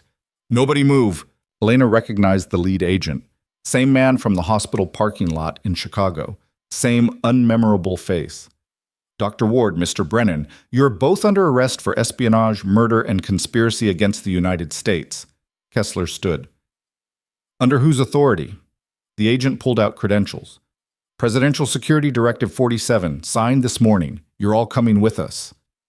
More agents poured into the room. They zip-tied Elena's hands behind her back, pulled Brennan to his feet despite his injuries, and even restrained Kessler. This is illegal, the Admiral said. This is classified. The lead agent grabbed Elena by the arm. Let's go. They were marched out of the conference room, through the corridors toward the deck. A helicopter was landing, unmarked, rotors spinning. Elena's mind raced. This was it. They were being disappeared. Black site, interrogation, execution, no trial, no witnesses, no truth. She looked at Brennan. He was pale, but calm. Whatever he'd expected, this wasn't a surprise. The agent shoved her toward the helicopter, and then the ship's alarm started screaming. Hostile aircraft inbound! All hands! Battle stations! The deck erupted into chaos, sailors running, weapons systems activating, the helicopter lifting off without them. The agents holding Elena turned toward the threat. She saw her chance. Elena drove her shoulder into the nearest agent's stomach, knocked him off balance, and rolled toward the rail. Hands still zip-tied, She couldn't do much, but she could create confusion. Brennan saw what she was doing and threw himself at another agent. They went down in a tangle. Gunfire erupted, but not from the agents, from the helicopter above. It was targeting the ship. Voss tackled Elena to the deck as bullets tore through metal. The lead agent took 3 rounds to the chest and went over the rail into the ocean. "Move!" Voss screamed. She dragged Elena toward a hatch. Kessler grabbed Brennan. They piled inside as missiles streaked past overhead. The destroyer's defensive systems engaged. The sky lit up with tracer fire. The helicopter banked hard, took a hit, and spiraled into the ocean. Voss cut Elena's zip ties. "Who the hell is shooting at us?" "Everyone," Elena said, because she finally understood. This wasn't about covering up corruption. This was about war. Orion Strategic wasn't just trafficking weapons. They were manufacturing conflicts, creating the demand for their own supply. And anyone who tried to expose them didn't just threaten profits. They threatened an entire system built on endless war. The ship shuddered as something exploded below decks. Kessler grabbed a radio. "Bridge, this is Admiral Kessler. Report!" Static. Then a voice. Calm. Cold. Familiar. "Sorry, Admiral, the bridge is offline. So is command. So is your entire crew." Mitchell. "This vessel is now under my control. You have 2 options. Surrender Ward and Brennan, or I sink this ship with everyone on it." Kessler looked at Elena. She looked at Brennan, and they both realized the same thing at the same time. The dead man's switch. It was about to trigger. Brennan checked his phone. 3 minutes. Mitchell's voice crackled over the radio. "I'm waiting." Elena grabbed the handset. "You want us? Come get us yourself." Silence. Then, "With pleasure." The hatch behind them blew open. Elena threw herself sideways as the blast wave rolled through the corridor, ears ringing, vision white. She hit the deck hard, rolled, came up with Voss's sidearm in her hand, grabbed it during the fall without thinking, muscle memory from a life she'd tried to bury. 4 men poured through the smoking hatch. Not agents this time, private contractors. Orion Strategic patches on their shoulders, weapons up, moving like they'd done this 100 times before. Elena shot the first one before he cleared the doorway. "Center mass." He dropped. The second got Voss in the shoulder. She went down with a grunt, still trying to raise her rifle. Kessler grabbed Brennan and dragged him toward the far end of the corridor, moving surprisingly fast for a man his age. Elena fired twice more, forcing the contractors into cover, then ran after them. Behind her, more boots on metal. More voices. Mitchell had brought an army. The corridor branched. Kessler went right toward the engine room. Elena followed, checking corners, covering their 6. Blood was pounding in her ears, but her hands were steady. "How many rounds?" Kessler asked without slowing. Elena checked the magazine. 4. "Make them count." They hit a stairwell and went down, taking the steps 3 at a time. Brennan was keeping up despite his ankle, fear doing what adrenaline couldn't. Behind them, the contractors were closing distance. The engine room was massive, turbines the size of cars, pipes running everywhere, the air thick with heat and diesel smell. Sailors lay scattered across the floor, some unconscious, some worse. Elena checked the nearest one.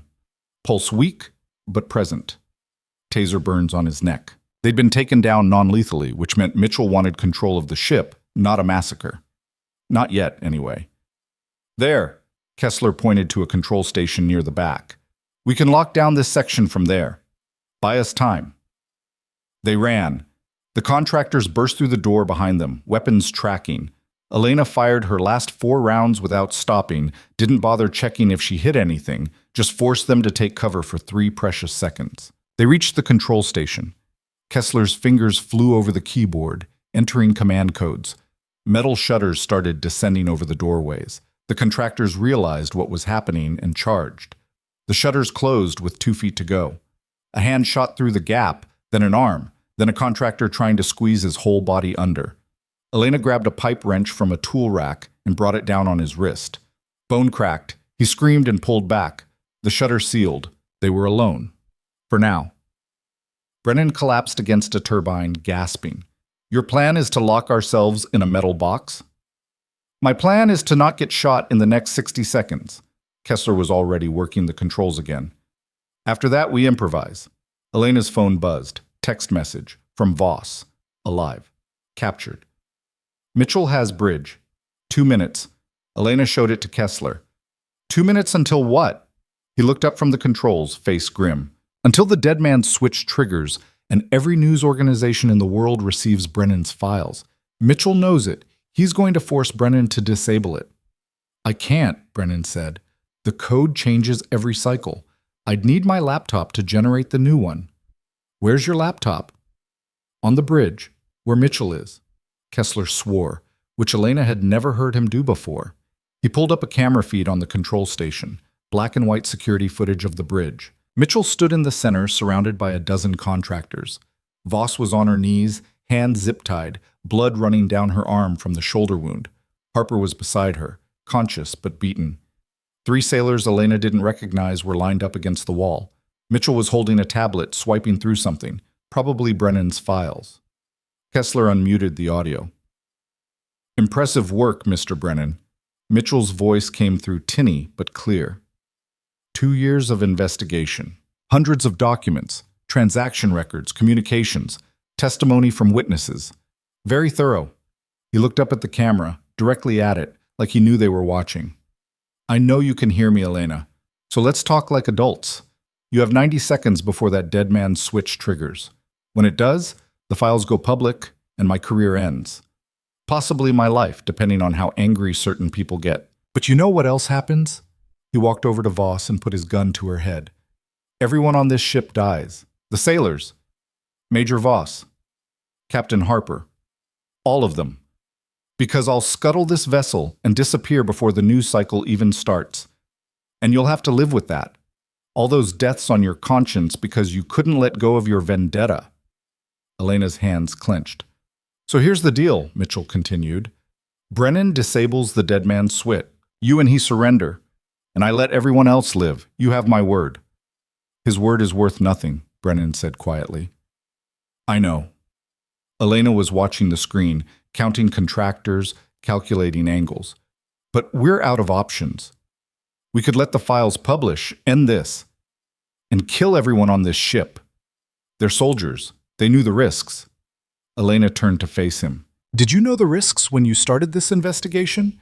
Did you accept that innocent people might die to get your story? Brennan met her eyes. Didn't answer. 60 seconds, Mitchell said cheerfully. Kessler grabbed the radio. Mitchell, this is Admiral Kessler. I'm ordering you to stand down and release those personnel. That's a direct... You're not my commanding officer anymore, Admiral. You stopped being relevant the moment you chose to protect these two. I can still court-martial you for mutiny. You can try, if you survive the next minute. Mitchell checked his watch. 50 seconds. Elena looked at Brennan. Give me the code. Elena, give me the code to disable the switch. If I do that, Mitchell wins. Everything we fought for, everyone who died, it's all for nothing. If you don't, more people die. Right now, while we watch. Brennan's jaw worked. His hands were shaking. I can't. Then I will. Elena grabbed his phone, the one with the dead man's switch app. The screen showed a timer. 42 seconds. You don't know the password? Then tell me. Elena, please, tell me. The words came out harder than she meant, louder, carrying 8 years of rage and grief and exhaustion. Brennan flinched. Then quietly, 37915 Hotel Mike. Elena entered it. The app opened. A single button on the screen, disarm, 30 seconds. Her finger hovered over it. She thought about Marcus and Daniel, about the photograph on her mirror, about 8 years of hiding and running and pretending to be small. 20 seconds. She thought about Voss kneeling on the bridge with a gun to her head, about Harper, about the sailors who'd done nothing except serve their country. 10 seconds. She thought about what justice actually meant, whether it was worth the cost, whether revenge disguised as righteousness was still just revenge. 5 seconds. She pressed the button. The timer stopped. Mitchell's voice over the radio. Smart choice, Dr. Ward. Now come to the bridge, slowly, hands visible. Any tricks, and I start executing hostages. Elena handed the phone back to Brennan. His face was pale, hollow, like something inside him had broken. "I'm sorry," she said. "Don't be." His voice was empty. "You were right. I would have let them die. For my story. For my truth." He laughed, bitter. "Turns out I'm exactly what Mitchell said I was, a zealot. You're a man who tried to do the right thing in an impossible situation." So was he. Elena didn't have an answer for that. Kessler opened the shutters remotely. 3 contractors were waiting outside, weapons raised. They didn't speak, just gestured. Move. The walk to the bridge felt like walking to an execution. The ship was quiet now, the alarm silenced.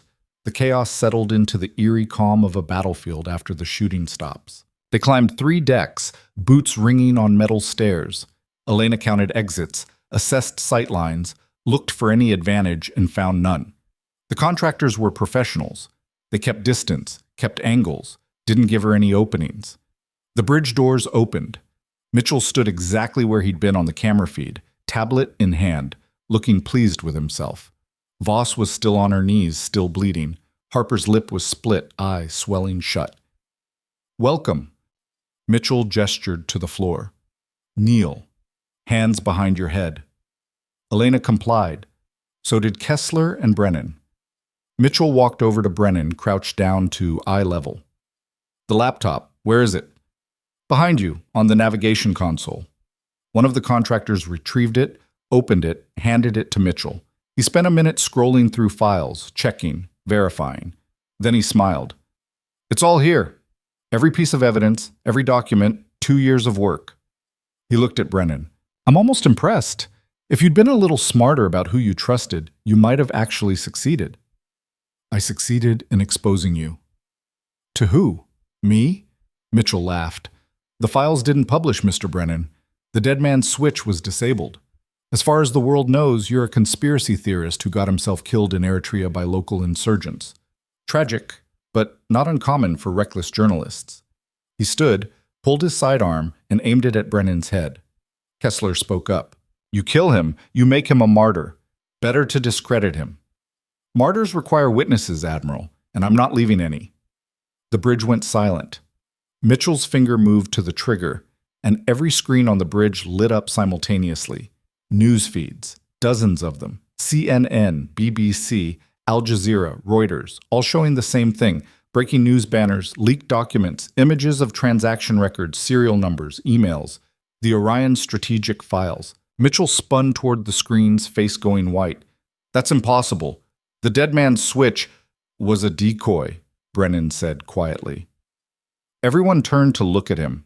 He was smiling through split lips. "Did you really think I'd put all my eggs in one basket? The dead man's switch on my phone was fake, a fail-safe to buy time. The real files were set to auto-publish 30 minutes after my last scheduled check-in, which was 45 minutes ago." The color drained from Mitchell's face. "It's over," Brennan continued. "Everything you tried to hide, everything you tried to bury, it's out there now. The whole world is watching." Mitchell's hand shook. He raised the gun again. "Then there's no reason to keep you alive." "There's every reason." A new voice coming from the doorway. Everyone turned. A woman stood there. Late 50s, gray hair pulled back, wearing a suit that screamed federal authority. Behind her, a team of actual FBI agents, badges visible, weapons drawn. "Director Mitchell, I'm Assistant Director Rachel Thornton, FBI. You're under arrest for conspiracy, murder, obstruction of justice, and about 40 other charges I'll read while we process you." Mitchell's gun wavered between Brennan and the new arrivals. "You don't have jurisdiction here. This is a military vessel in international waters. Had jurisdiction the moment you committed crimes against U.S. citizens on U.S. soil. Chicago, specifically. The hospital shooting. The attempted murder of Dr. Ward. We've been building a case for 6 months." Thornton stepped forward. "And 20 minutes ago we received a full data dump of evidence from an anonymous source. Took us exactly 12 minutes to verify it and get here." She looked at Brennan. "Thank you for your service to your country, Mr. Brennan." Mitchell's facade cracked. For the first time, Elena saw real fear in his eyes. He pulled the trigger. The shot went wide. Voss had thrown herself sideways, hitting his leg, knocking his aim off. The bullet sparked off a bulkhead. The FBI agents opened fire. Mitchell went down in a spray of blood, gun clattering across the deck. It was over in 3 seconds. Thornton holstered her weapon and walked over to where Mitchell lay bleeding. She kicked the gun away, checked his pulse. Still alive. "Get me a medic," she called. Elena stood slowly, hands still raised. "I'm a surgeon." Thornton looked at her. "Dr. Elena Ward, we've been looking for you for 8 years." "I've been around." "Apparently." Thornton gestured to Mitchell. "Save him. I want him alive for trial." Elena grabbed her medical pack and knelt beside Mitchell. The wounds were bad. 3 rounds, 2 in the chest, 1 in the abdomen. Survivable, but he'd need surgery fast. She worked mechanically, packing wounds, starting an IV, stabilizing him enough for transport. The whole time he stared at her with eyes full of hate. "You think this changes anything?" His voice was a rasp. "You think exposing Orion strategic matters? They're one contractor among hundreds. You cut off one head, 3 more grow back." "Maybe," Elena finished the IV, "but at least this head stops eating." "You're naive. The system doesn't change. It just adapts." "Then we keep adapting too." Mitchell coughed blood. "You can't win." "I don't need to win. I just need you to lose." FBI agents carried him away on a stretcher. Elena stood, wiped blood from her hands, and turned to find Kessler watching her. "You knew," she said, "about the real dead man's switch." "I suspected. Brennan's too smart to rely on a single failsafe." "And you didn't tell me." "Would you have disabled the decoy if you'd known the real files were publishing anyway?" Elena thought about it. "No." "Exactly. You needed to believe the choice mattered, that you were saving lives instead of just buying time." Kessler's expression softened. "Sometimes the kindest thing we can do for people is let them believe their sacrifices mean something." "Is that what you told yourself about Marcus and Daniel?" The words landed like a punch. Kessler flinched. Before he could respond, Thornton approached. "We'll need statements from all of you. Expect to be in debriefing for the next week, minimum." "Am I under arrest?" Elena asked. "That depends. Did you commit any crimes I should know about?" Elena thought about the past 72 hours. The explosives, the firefights, the bodies left behind in Eritrea. "Define crimes." Thornton smiled slightly. "Let's call it self-defense and leave it at that. The Bureau has bigger concerns than prosecuting someone who helped take down one of the largest corruption scandals in DoD history." "What about my legal status? I've been dead for 8 years." "We'll fix that. New identity, clean background, full reinstatement of your military record if you want it. Or you can stay dead and we'll create a new civilian identity. Your choice." Elena looked at Voss, at Harper, at Brennan sitting against the wall looking exhausted but alive. "I want my name back. My real one. Commander Elena Ward, U.S. Navy Medical Corps." Done. Over the next week, the world watched the story unfold. News outlets ran the leaked documents continuously. Orion Strategic's stock price crashed. Congressional hearings were announced. The Secretary of Defense resigned. 3 generals were placed under investigation. And Elena Ward became famous overnight. Not invisible. Not hidden. Famous. She hated every second of it. The interviews were endless. Every major network wanted her story. The nurse who became a commander. The hero who exposed corruption. The ghost who came back from the dead. She turned them all down. Except one. A small independent journalist who'd been covering military corruption for years. Elena sat down with her in a quiet office in Washington, D.C. and told the truth. Not the Hollywood version. The real one. About being scared. About making mistakes. About the people who died because she'd been too slow or too cautious or too human. About Marcus and Daniel and how she still saw their faces every time she closed her eyes. About justice and revenge and how hard it was to tell them apart. The interview aired late at night on a channel most people didn't watch, but it got picked up online, went viral. Within 48 hours, it had been viewed 20 million times. Because Elena didn't sound like a hero, she sounded like a person. Flawed, broken, trying to do the right thing and not always succeeding. People connected with that. A week after the interview aired, Elena received a call from the Surgeon General's office. They wanted her to consult on reforming military medical protocols. She said yes.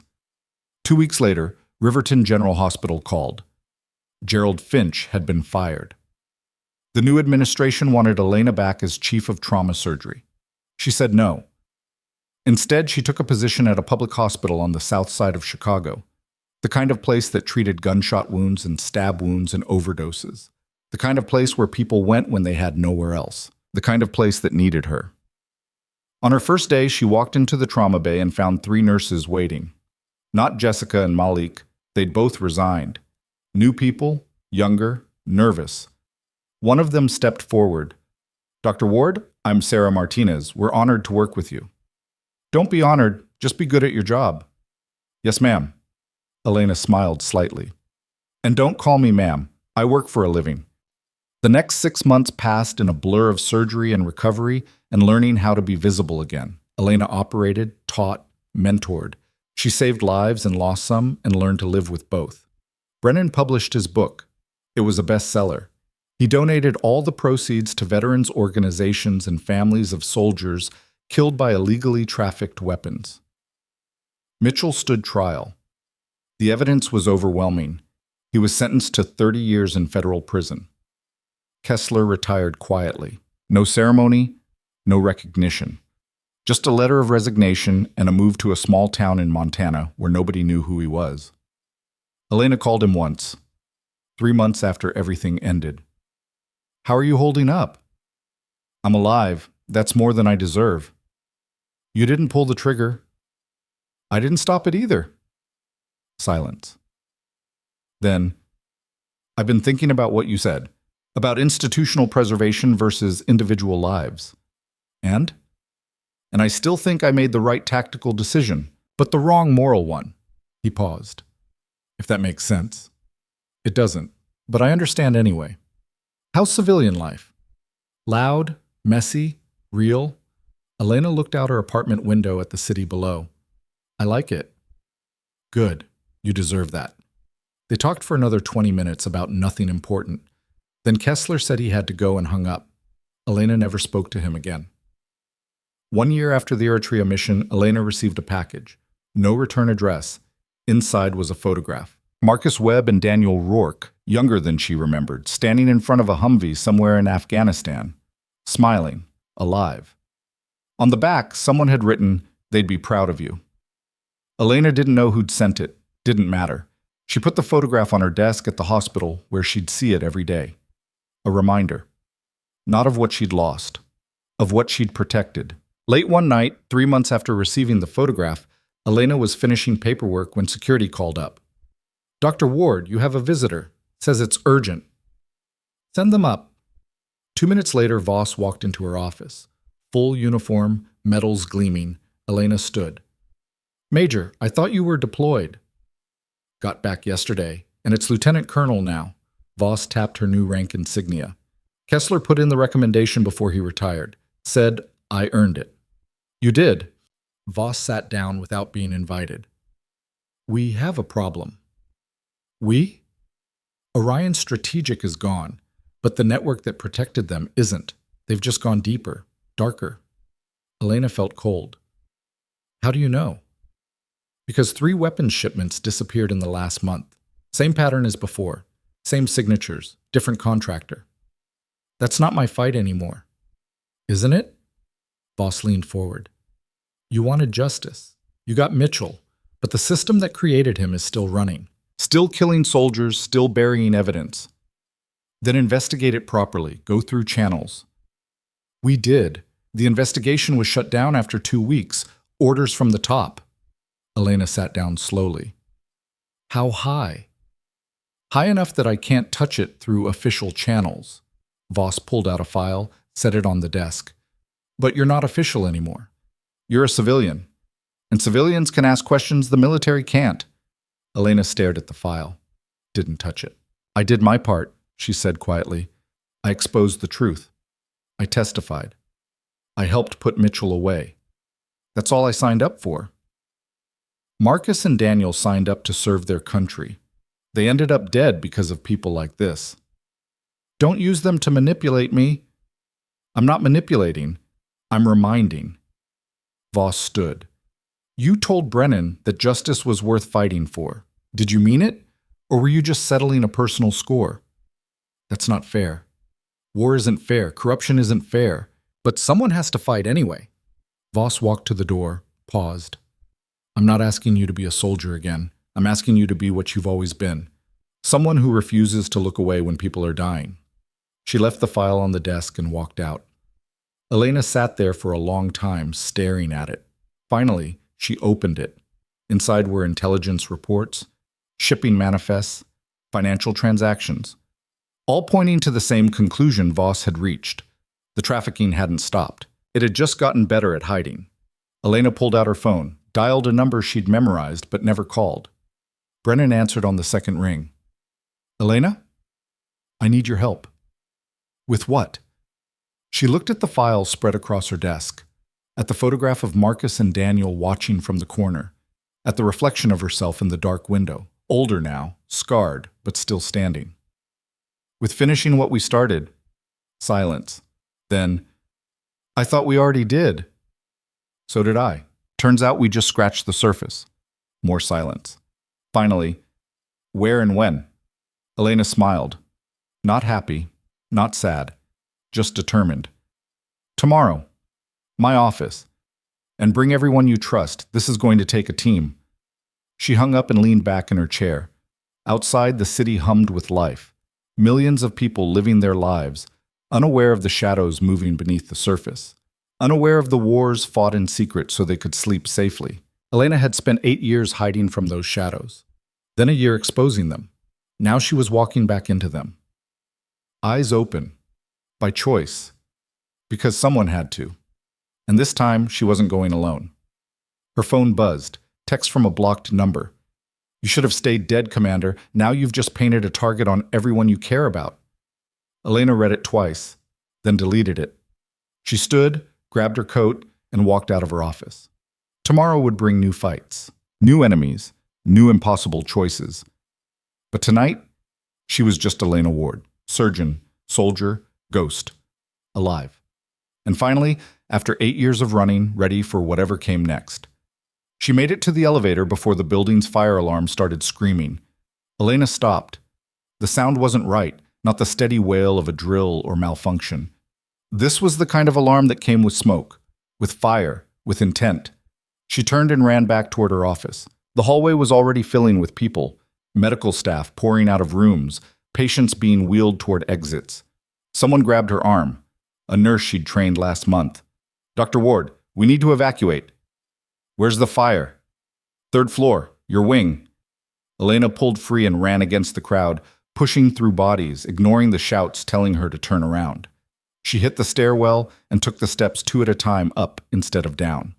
The 3rd floor corridor was thick with smoke. She pulled her collar over her mouth and nose, eyes watering, and moved toward her office. The door was open. Flames were already climbing the walls, consuming files, furniture, everything, including the file Voss had left. Elena grabbed a fire extinguisher from the wall and emptied it into the room, but the fire was too far gone. She could see the file on her desk, edges already curling black, the intelligence reports inside turning to ash. Someone wanted it destroyed, wanted the evidence gone before she could act on it. She backed out as the sprinklers finally kicked in, water mixing with smoke, creating a choking fog. The photograph of Marcus and Daniel was still on the desk, but she couldn't reach it. The flames were too high. She watched it burn and felt something break inside her chest. Then she turned and walked away. By the time she reached the ground floor, firefighters were arriving. Police cars blocked the street. Someone from hospital security tried to get her statement, but she brushed past them, soaking wet, covered in soot, and kept walking. Her phone rang. Voss. I heard about the fire. They destroyed everything you gave me. I figured they might. Voss didn't sound surprised. That's why I kept copies. Elena stopped walking. What? You think I'd hand over the only evidence I had and hope for the best? I've been doing this longer than that. A pause. But now they know you're involved, which means you're in danger. I've been in danger for a year. This is different. Before, you were useful, a witness, a symbol. Now you're a threat again, and threats get eliminated. Elena looked back at the hospital, at the smoke rising from her floor. Let them try. Elena, I'm done running. I'm done hiding, and I'm really done letting these people decide who lives and who dies. She started walking again, faster now. Send me everything, every file, every lead, every name. I'll handle it. You can't do this alone. I'm not alone. I've got Brennan, I've got you, and I've got something they don't. What's that? Nothing left to lose. She hung up and called Brennan. He answered immediately. I saw the news. Are you okay? No, but I will be. She flagged down a cab, gave an address. I need you to do something for me. Anything. Publish everything. Sheshetz. Every piece of evidence Voss gave me, everything you still have from your original investigation, everything we can prove. Don't wait for verification. Don't wait for the right moment. Just burn it all down. Silence. That'll destroy a lot of careers, Brennan said quietly. Some of them probably don't deserve it. And some of them do. Let the investigation sort it out. Right now, I just need the truth out there where it can't be buried again. When? Tonight, before they can stop you. More silence. Then, okay, but Elena? Yeah? After this, there's no going back. You'll be public enemy number one to half the defense establishment. Good. At least they'll see me coming. She hung up and leaned back in the cab, watching the city blur past. Her phone buzzed with messages, colleagues asking if she was okay, media requesting interviews, unknown numbers making threats. She ignored all of them. The cab dropped her at a nondescript office building in Arlington. She went to the third floor, knocked on a door marked with nothing but a number. Voss opened it. That was fast. I don't waste time anymore. Elena stepped inside. The space was small. One room, a desk, file cabinets, walls covered with photos and documents connected by red string, like something out of a conspiracy theorist's fever dream. Except this wasn't theory. This was evidence. How long have you been working on this? Elena asked. Since the trial ended, since it became clear that putting Mitchell away didn't actually stop anything. Voss handed her a tablet. 14 separate defense contractors, 8 congressional representatives, 3 Pentagon officials, all connected to the same network that protected Orion Strategic. Elena scrolled through names and faces. Some she recognized, most she didn't. This goes all the way to the Joint Chiefs. Not all the way, but close enough. Voss pulled up another file. The chairman's chief of staff is on the payroll, has been for 6 years. You can prove this?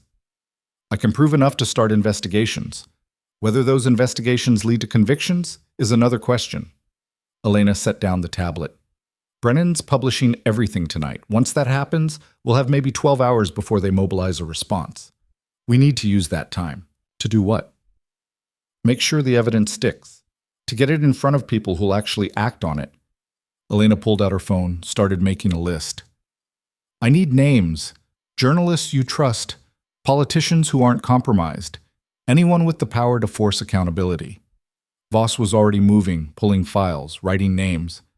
They worked through the night, building a strategy, identifying targets, preparing for the firestorm that was about to break. At 3 a.m, Brennan's article went live.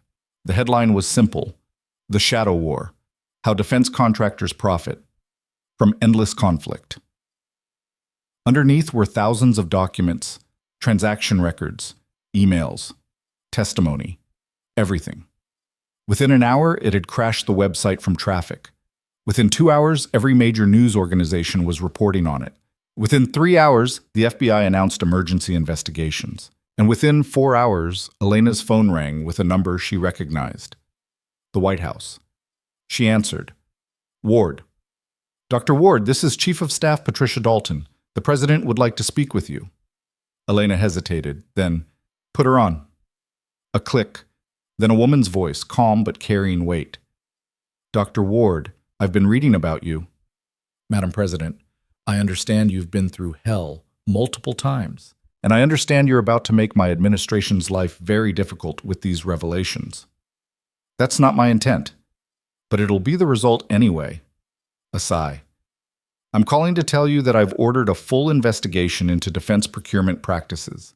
Independent counsel, no limitations. And I'm suspending contracts with every company named in Mr. Brennan's reporting until we can verify they're operating legally. Elena didn't know what to say. I'm also calling to apologize, the president continued, for what happened to your team, for what happened to you, for a system that allowed corruption to flourish while people like you paid the price for exposing it. Apologies don't bring back the dead. No. But accountability might prevent future deaths. And you've given us the opportunity to demand that accountability. A pause. I'd like to meet with you, publicly, to thank you for your service and your sacrifice. Would you be willing? Elena thought about Marcus and Daniel, about the years spent hiding, about the cost of staying silent versus the cost of speaking up. Yes, Madam President, I would. The meeting was scheduled for the following week. Elena spent the time preparing testimony, working with investigators, and watching the dominoes fall. The chairman's chief of staff resigned within 48 hours. 2 congressional representatives announced they wouldn't seek re-election. The CEO of the largest implicated defense contractor was indicted. And every day, more evidence emerged, more connections exposed, more people held accountable. It wasn't perfect. Some of the guilty would escape. Some of the innocent would suffer collateral damage. That's how systems worked, messy, complicated, unfair. But it was better than silence. The day before her White House meeting, Elena received a visitor at the temporary office she'd set up, Dr. Ryan Cole. He stood in the doorway looking uncomfortable, holding a folder. I wasn't sure you'd see me, he said. I wasn't sure either. But I'm curious. Elena gestured to a chair. Sit. He sat, setting the folder on the desk between them. I wanted to apologize for how I treated you at Riverton, for the way He stopped, searching for words. For being a complete asshole, basically. You were protecting your territory, I get it. That's not an excuse. No, but it's an explanation. Elena leaned back. What's in the folder? Cole opened it. Inside were newspaper clippings, printouts of articles, photos, all about her. I've been following your story, everything you've done, everything you've survived. He looked up. And I realized something. When you were at Riverton, you were the best surgeon in that hospital, by far. And I knew it. I knew it the first week you were there. Then why? Because if I admitted you were better than me, I'd have to admit I wasn't as good as I thought I was. That I'd been coasting on arrogance instead of skill. He pushed the folder toward her. I've been thinking about what you said, about belonging. And you were right. You belonged there more than any of us. We just couldn't see it. Elena looked at the folder, but didn't touch it. Why are you telling me this? Because I watched you get fired for saving lives. I watched you get hunted for telling the truth. I watched you lose everything and keep fighting anyway. Cole stood. And I realized that's what actual courage looks like. Not performing surgery, not having the right credentials, just refusing to back down when backing down would be easier. He walked to the door, paused. For what it's worth, Dr. Ward. Commander Ward, I'm sorry. And thank you. He left before she could respond. Elena sat there for a long time, staring at the folder. Finally, she opened it. Inside was a letter, handwritten, from the new director of Riverton General. Dr. Ward, we would be honored if you would consider returning to our staff. Not as a nurse, as chief of surgery. We need people who understand that medicine isn't about politics or hierarchy. It's about saving lives. We need you. Attached was a contract. The salary was more than she'd ever made. The title was everything she'd never asked for. She set it aside and picked up her phone, called a different hospital, the public one on the south side where she'd been working. This is Dr. Ward, I'm coming back, and I'm bringing funding for a new trauma wing. I'll explain when I get there. The White House meeting was everything Elena expected and nothing she wanted. Cameras everywhere, reporters shouting questions, security so tight she could barely breathe.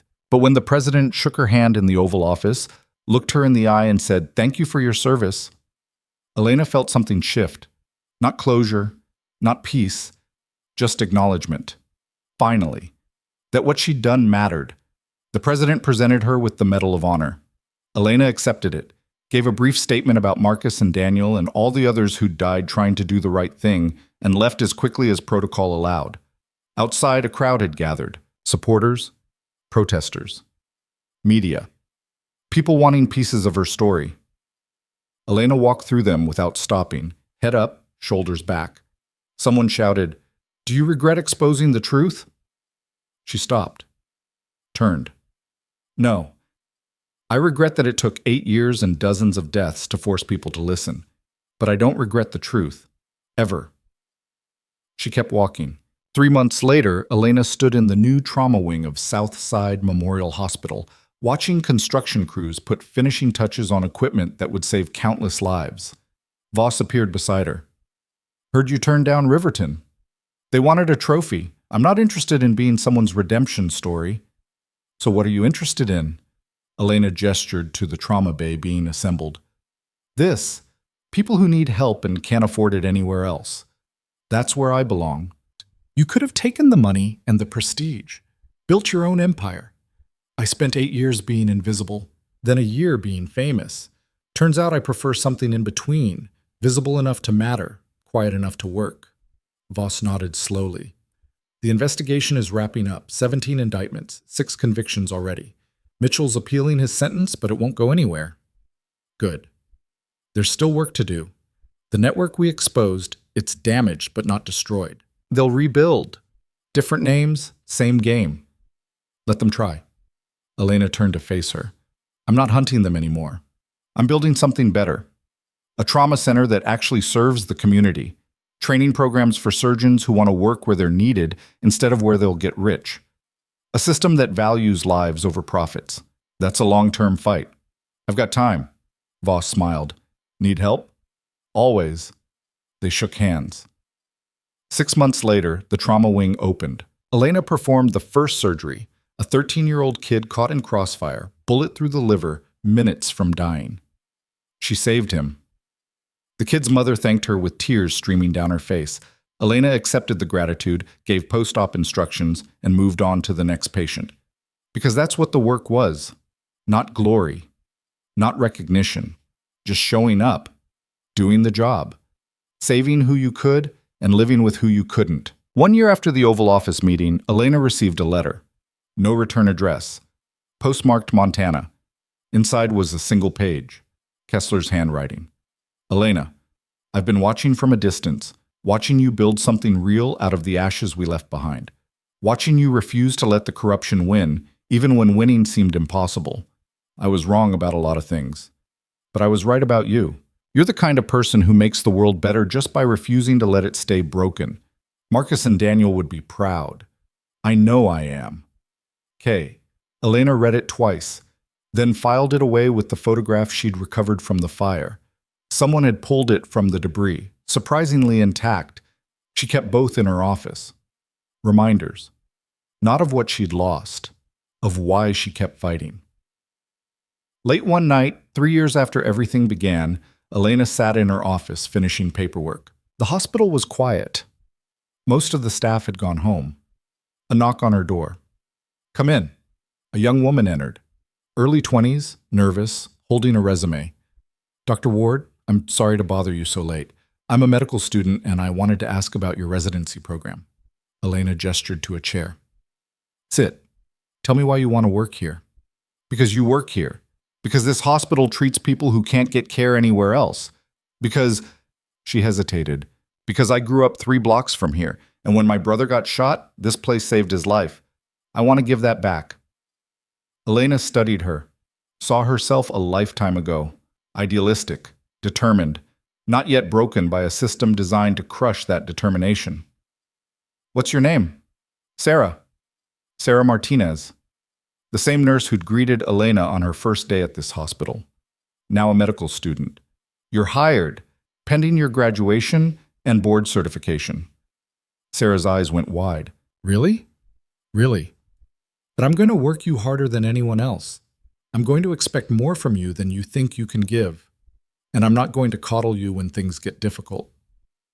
I can handle it. We'll see." Elena stood, offered her hand. "Welcome to the team." Sarah shook it, beaming. After she left, Elena walked to the window and looked out at the city. Light stretching to the horizon. Millions of people living their lives.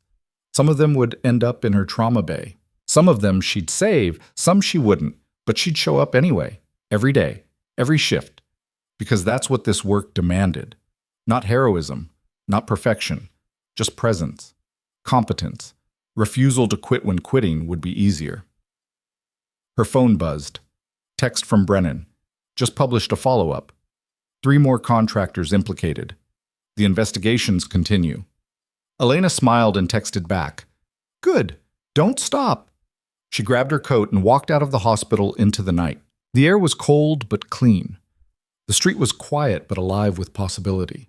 Somewhere out there, the networks of corruption still operated. The system still protected the powerful at the expense of everyone else. But somewhere out there, people were fighting back, exposing truth, demanding accountability. And Elena Ward was one of them. Not invisible anymore, not hiding, just walking through the world with her eyes open, her hands ready, and her voice clear. Once they'd called her Ghost because they thought she was dead. Now they called her Ghost because she appeared when needed most and disappeared before anyone could trap her in expectations. She'd learned something in the years since Riverton, since Eritrea, since everything. Power wasn't about rank or recognition. It was about refusing to be silent when silence served evil. Justice wasn't about perfect outcomes. It was about trying anyway, even when the odds were impossible. And strength wasn't about never breaking. It was about breaking and choosing to rebuild. Elena Ward had been broken. Multiple times. By loss, by betrayal, by a world that tried to erase her. But she'd rebuilt herself into something harder to destroy. Not a victim. Not a hero. Just a woman who'd learned that the quietest voices sometimes carried the most weight. And she'd keep using hers. In operating rooms, in courtrooms, in hallways where decisions got made, until the world learned to listen. Or until she died trying. Either way, she'd do it on her terms. Visible, defiant, alive. The way Marcus and Daniel would have wanted, the way she'd earned, the way anyone who'd ever been dismissed, discounted, or destroyed could choose if they were brave enough. Elena walked into the night and the city swallowed her whole. But she was still there, still fighting, still refusing to disappear, and that was enough. The end.